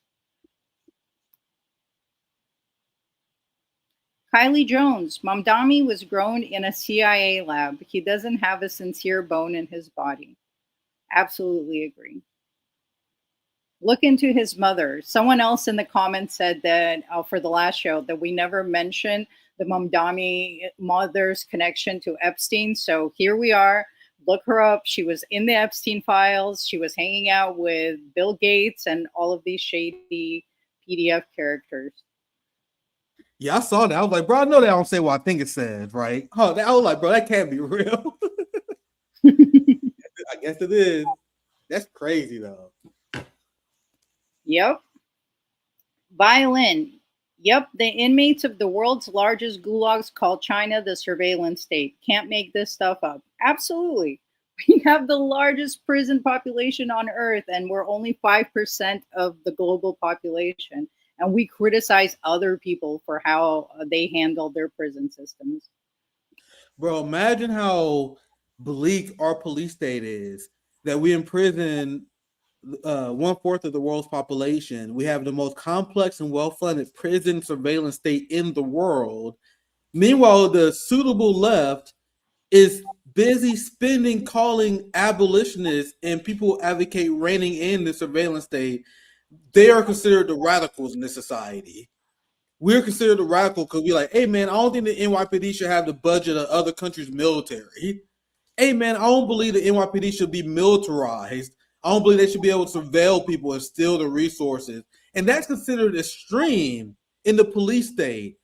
Isn't that exactly how they portray the citizens of a brainwashed communist country? They claim that like the North Koreans are brainwashed into supporting their police state. That is what Americans are, and that's including. I'm not cheap shotting here. I'm not only talking about the corrupt Democrats and Republicans. That's Zoran Mamdani, who's standing with the NYPD as they create the most advanced surveillance system in the world. They said if the NYPD used flock cameras, Zoya, they said that would be a downgrade. If Zoran Mamdani is spearheading this, that's the left in the United States. And then they got the nerve to call other countries fascist and authoritarian. It's insane. We're witnessing insane shit. Me and Zoya, we're going crazy over it. Absolutely. And I'm glad you guys are here with us. Hopefully we're an outlet for you, and being in community with you guys keeps us sane as well. Violin, Shama got betrayed by the fake left. Oh, absolutely. It was horrific to watch. Ryan Grimm I don't know how people still follow his work or support him in any kind of way. He has been caught lying so many times. He has punched down at every independent attempt by activists to change something within the system, and funnels everyone back into the Democratic Party because that's where his bread and butter is. He wrote books about AOC and the squad. He can't very well expose them for what they are now, even though AOC and all of the squad members vote 90% with the establishment, 90% with Pelosi, 90% with Biden. So if we're just looking at the paperwork without falling for any of this celebrity worship culture, we're just electing the same outcomes, but this time with grassroots funding and support. Yeah, Zoya's cooking. Very well said. Michael Chillbot, dang, YouTube didn't notify me. It's a thing, guys. I'm telling you, Monday, Wednesday, Friday, 8 p.m. Eastern time. Just gotta write it down and tune in at that time. Cowboy Kitty, have the same energy for China that you do when U.S. police destroy people's lives over a plant made illegal so corporations could make more profit. So first of all, the first time that they outlawed marijuana with the Stamp Act was after the Great Depression, and that was because they needed a reason to deport illegal immigrants, because they were creating competition through cheaper labor. So it was always politically motivated. After that, Nixon started the war on drugs because he said he needed a reason to throw anti-war activists into jail. So it was always very politically motivated. And since business interests have come into the marijuana industry and it's become legalized, unfortunately, the quality of marijuana has decreased, and in ways that you guys don't know, because no one's flushing out Eagle 20 and all of these other chemicals that are added to weed now in order to make it heavier. And before, it was people growing it that really cared about the plant quality. But anyways, weed still grows in China. It's a natural plant. It's used in herbal remedies. So we need to stop projecting our American propaganda onto other places. Who mans is this? Who mans is this? Who is this guy? All right, for one, bro, there's so many things you can say to this. For one, the United States is a prison state. China is not a prison state. China has what, 1.4 billion people? Despite the fact that it has 1.4 billion people, they imprison a fraction of the people we do. Why do you think that is? It's because they have laws that is in harmony with the cultures of the people and the will of the people. So China is a largely anti-drug culture because the imperial powers like the UK, the United States, and many others use opium and drugs as a biological attack against their people. So because of this historical perspective, the culture tends to be extremely anti-drug. That's why you see anti-drug laws on the book. It's a law that is in harmony with your culture. To believe that you, as someone who is outside that culture, as an American, for you to believe that you can tell them, hey, China, we demand that you legalize all drugs. That's imperialist bullshit.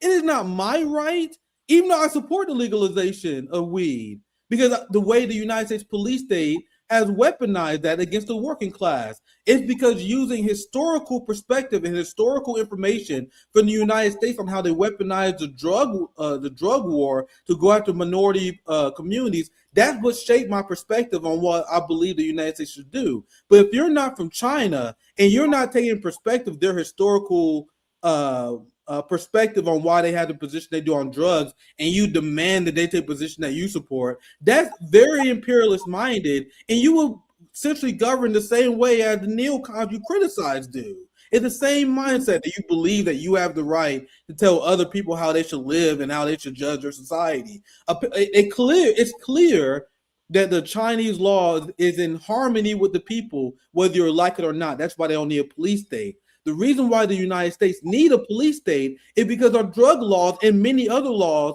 is not in harmony with the culture of the American people. So the American people, because of many reasons, because of failed social planning, a lot of other things, we are a society that loves drugs. So that's why there was a fight to end the war on drugs, because it was an authoritarian policy which led to the expansion of the police state, because it was in harmony with the reality of many communities we're living through. You don't take our historical struggle, what we're going through, and project on other countries. That's an imperialist mindset, and it is just like DA say, anti-solidarity. It's a lack of understanding with the Chinese people and what they're going through. China is not going around and telling people that you should ban all drugs, you should adopt socialism, you should do this. China, they don't believe that they should be telling other countries what to do. It's only Americans. It's only people like Cowboy Kitty. It's only these American-minded people that believe that it's our job as leftists to demand that China adopt our leftist social views. That's not our job. They're not our place. To me, that's even absurd to even bring up. But thank you for giving me a chance to take this on, Zoya. We can move on. Yeah, you know I love triggering you. Captain Obvious. Americans need to learn to shut the fuck up about China or Russia or anywhere fucking else until we can first stop our out of fucking control military industrial complex endless war machine. Zoe, you could have showed this, and you could have showed this first, and I wouldn't have to go on the rant because that essentially sums up my position. Hey, man, until you actually accomplish something for the working class, until we stop being a fascist state, how about we stop lecturing other countries, like as if you accomplished something? Fuck out of here. But people tune in for your rants, Nick. They're very therapeutic too, so. Casey, and as far as our prisons go, our women prisons are basically rape factories. I've heard so many firsthand horror stories. Absolutely. Absolutely. And stop comparing them to gulags, guys. Gulags were way better. You could have visitors. You could work your way out of a gulag. They actually had strong education because they really were trying to reform the masses. So no, they're worse than gulags. Yeah, that's very base, very true. Zoya spin as always. They said the Soviet Union has gulags. Compared to what? Have you seen videos that come out of U.S. prisons? Zoya, I know you seen a video of this inmate in Alabama showing how they had like moldy walls. They didn't have clean water. Like, bro, compared to U.S. prisons, anything in the Soviet Union was fucking paradise. Compared to U.S. prisons, there was prisoners going on what's the name? Hunger strikes. They were going on hunger strikes because the conditions in the jail were so bad. This inmate was explaining how he had rats crawling over him while he was sleeping in his prison. And it was so bad it was going on hunger strikes. And then this country wouldn't have the nerve to say that other countries had gulags. So very well said, Zoya. Very well said. Michael Chilbot. Democrats aren't the lesser evil. We shouldn't sacrifice our principles to support them. Absolutely. This whole lesser evil thing is a massive psyop, and it's been used for centuries. It started even with the Whig Party. And people were supposed to compromise their beliefs on slavery. to vote for the lesser evil. Kat Terrell, Seattle is full of social climbers and consumerized lefty fake asses. It's like that in all great metropolises of the United States. I mean, all of these like blue major cities, that's just how it is. The political system is completely captured. And you guys notice how the labor aristocracy completely abandoned Shama, right? And they told people to vote for someone who voted to break a rail strike, someone who supported genocide, Adam Smith over Shama Sawan, all the labor unions in Seattle. That's the labor aristocracy we've been talking about. We have so much work to do to destroy this counterinsurgency that affected the working class in the United States. Violin, drugged, medicated, impoverished, sick, and exhausted people can't fight back effectively. That's the plan. Yep, they even had the MK Ultra hearings in Congress. It's a matter of public record now. And yet people will still call these things conspiracy theories. Kill your air roars. Another banger after banger. We definitely try. Thank you. Violin, more drugs, less communism is an actual deep state slogan. Absolutely. We have to keep our minds sharp, guys. I mean, one of the things that Lenin did was he had to wage a massive war on alcoholism because alcoholism was widespread in Russia at that time. So you can find a lot of communist propaganda posters for keeping your mind sober and educated. You guys realize that one of the purposes of communism is to end the diseases of despair of the working class. The descent of alcoholism is a reflection of the diseases of despair of the working class. One of the reasons why people go through drugs and have to rely on drugs, especially in the America age where they were heavy drinkers, because there was their labor was being exploited. They had lived hard, rugged, brutal lives. That's why many Europeans drink. It's our job to try to liberate many people from needing that kind of vice and falling for the disease of addiction. If that makes sense. But go ahead. Lorshek Molse, when you are too stoned, you won't find the way to revolution. Very valid point, guys.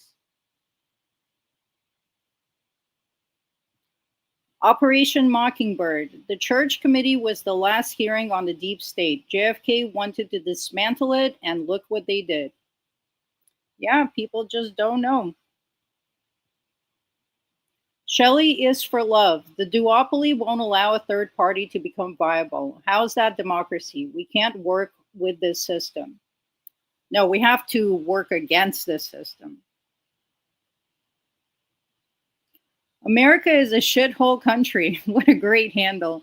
Thank you for the $5. Nick, I trust you more than the news. Is it true that Hamas just agreed to surrender their weapons? This can't be true. They demanded the end of Israeli occupation and the beginning of the implementation of a Palestinian state. So if they got that, they win the war. You guys realize that, right? The whole point of October 7th was to create a Palestinian state. And the Palestinians have bled and they have suffered a lot. We cannot understate that a lot. But the stated goal and what the resistance wanted to accomplish has been accomplished. There's just a fact. Before October 7th, all discussions of Palestinian statehood was dead. You guys know how dead that shit was? We used to talk about it all the time how there need to be a revolution in Palestine because they will never allow a Palestinian state to happen. It was dead in the international community. Now, after October 7th, the result of that was now you have a record amount of countries, including UN countries and UN resolutions, who voted to confirm a Palestinian state. So what Hamas did was call the bluff of the international community and put Israel in a position to be in an antagonistic position against the states who claim they want Palestinian statehood. Let me see if I can make that make sense, if you guys don't understand what I mean when I say that. Because remember, France, the UK, and Germany were putting out statements claiming how they support Palestinian statehood and how it should be established right now. Meanwhile, at the same time, they were supporting Israeli war of aggression on the Palestinian people to block a Palestinian state. So this move by Hamas was meant to force European countries to show their cards and show their hand, and to force Israel to continue their war against the coordinates of international law, proving the just resistance of the Palestinian people. Does all that make sense? I covered this back when this initially happened. So Hamas wasn't wrong in doing that. It was a strategic move because they knew that Israel, especially with the Trump administration, wouldn't accept it. And then it will put the cards in the hands of the international community, the American people, also while Iran is freeing Lebanon and weakening the military-industrial complex of the West. Does that make sense? Do you guys see how I believe that was a 100% legitimate move by Hamas and why they did that? I would love to know what you guys think. Go ahead, Zoya. I mean, it makes perfect sense to me. And it also shows that they don't want violence and conflict. They just want their demands met. Chris, but Nick, Jimmy Dore, Do Dissonance, and Caleb Maupin also think defund and abolish are crazy woke ideas also. We definitely don't think that. Nick and I and many other wonderful activists started 10 demands, which was about. I'll say let me at him. But thing is, I had conversations with Jimmy on his show and on my show. I think it wasn't the last time, but it was the time before there where me and Jimmy, we actually talked about in depth the police state. And at the time, Jimmy was agreeing with me that he didn't support these massive bloated budgets. And whenever I actually talk to these people, like whenever I talk to these people who disagree with the phrasing and the term defund, you can always get them to agree with the fact that we shouldn't have a surveillance state and we should spend more on social funding.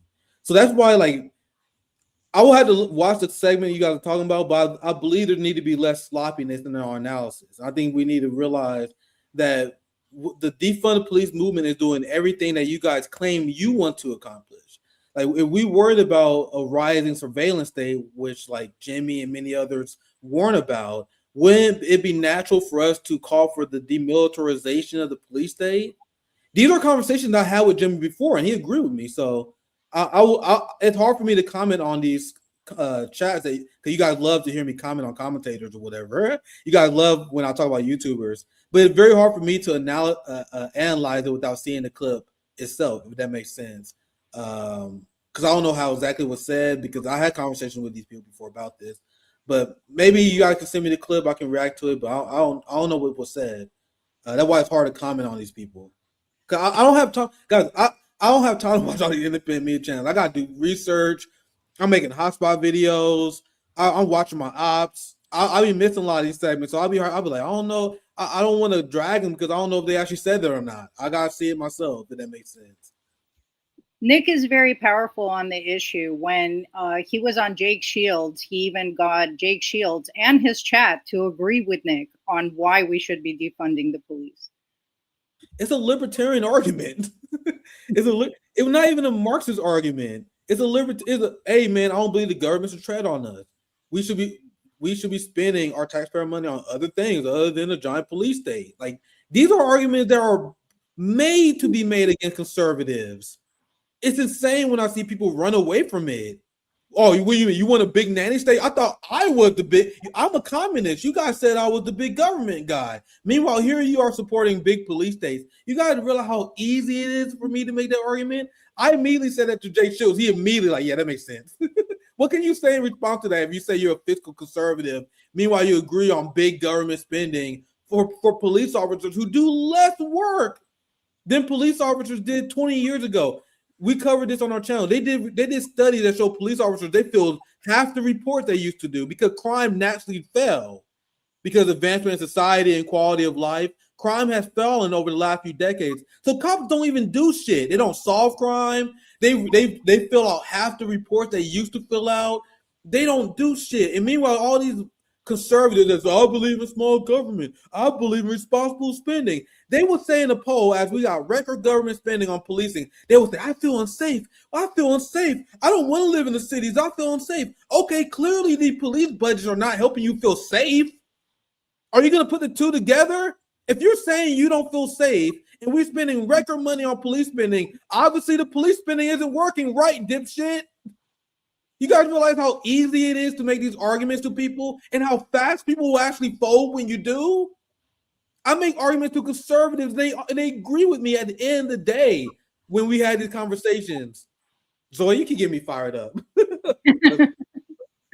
And our last chat from Cowboy Kitty: weed is literally medicine. What the fuck is this shit?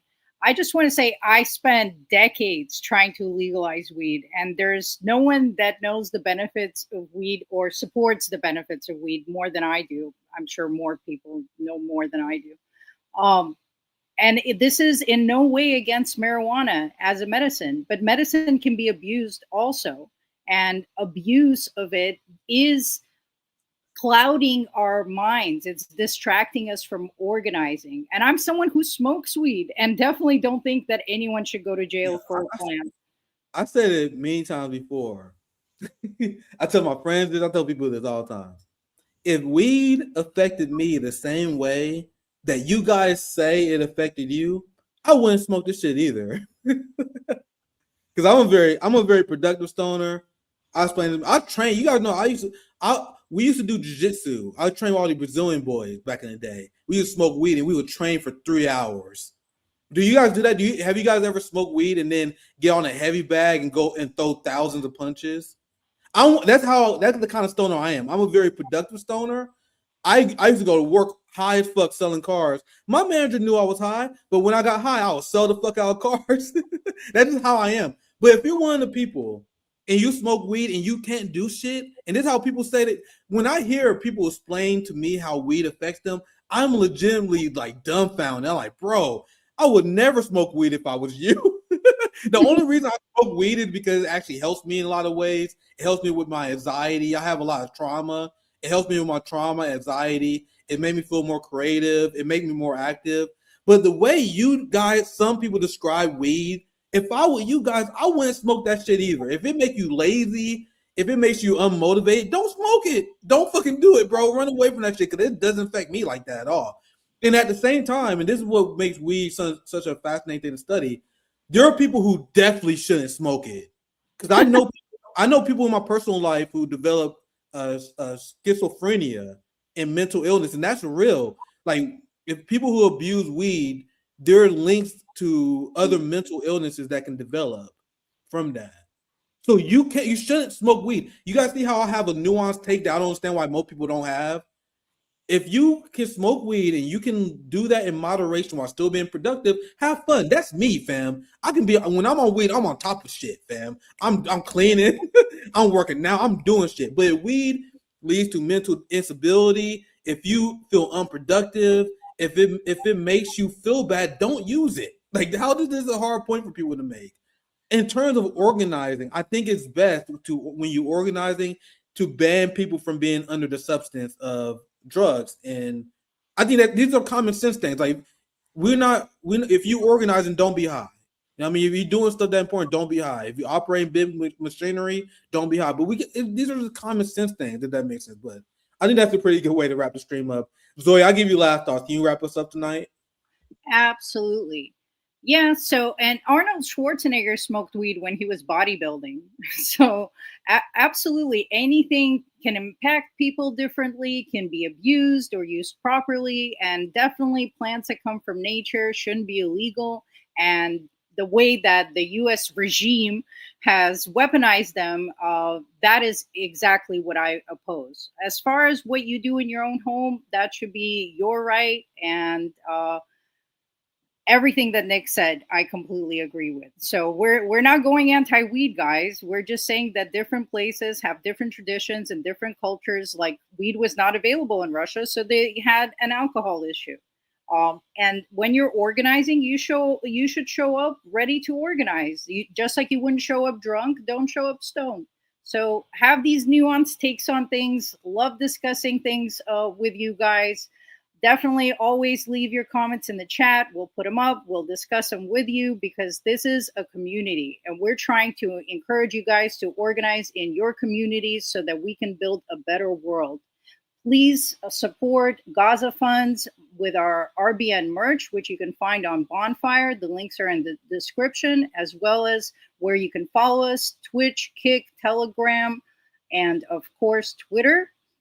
We are here every Monday, Wednesday, Friday at 8 p.m. Eastern Time. Make sure to tune in, like, subscribe, and hit the bell. And I just want to tell you guys who we have coming up. So on Friday, we're going to have Midwestern Marks.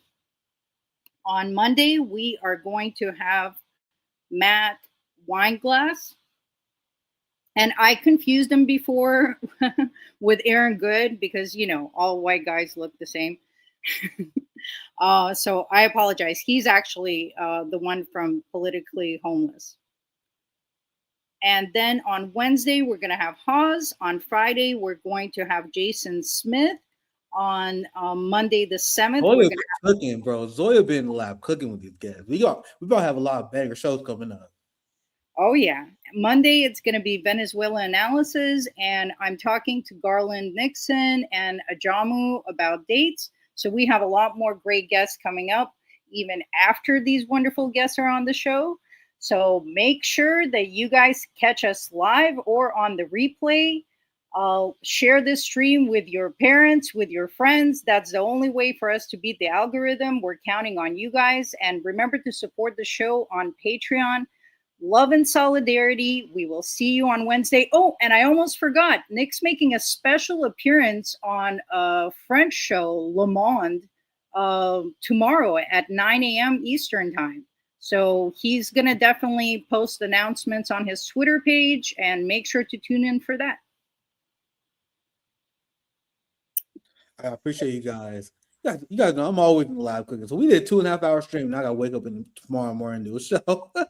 It never ends, but that's what we're here for. I appreciate you guys. Please support our mutual aid efforts. I'm gonna have an announcement soon because Zoya on the 1st, we're just gonna donate what we raised.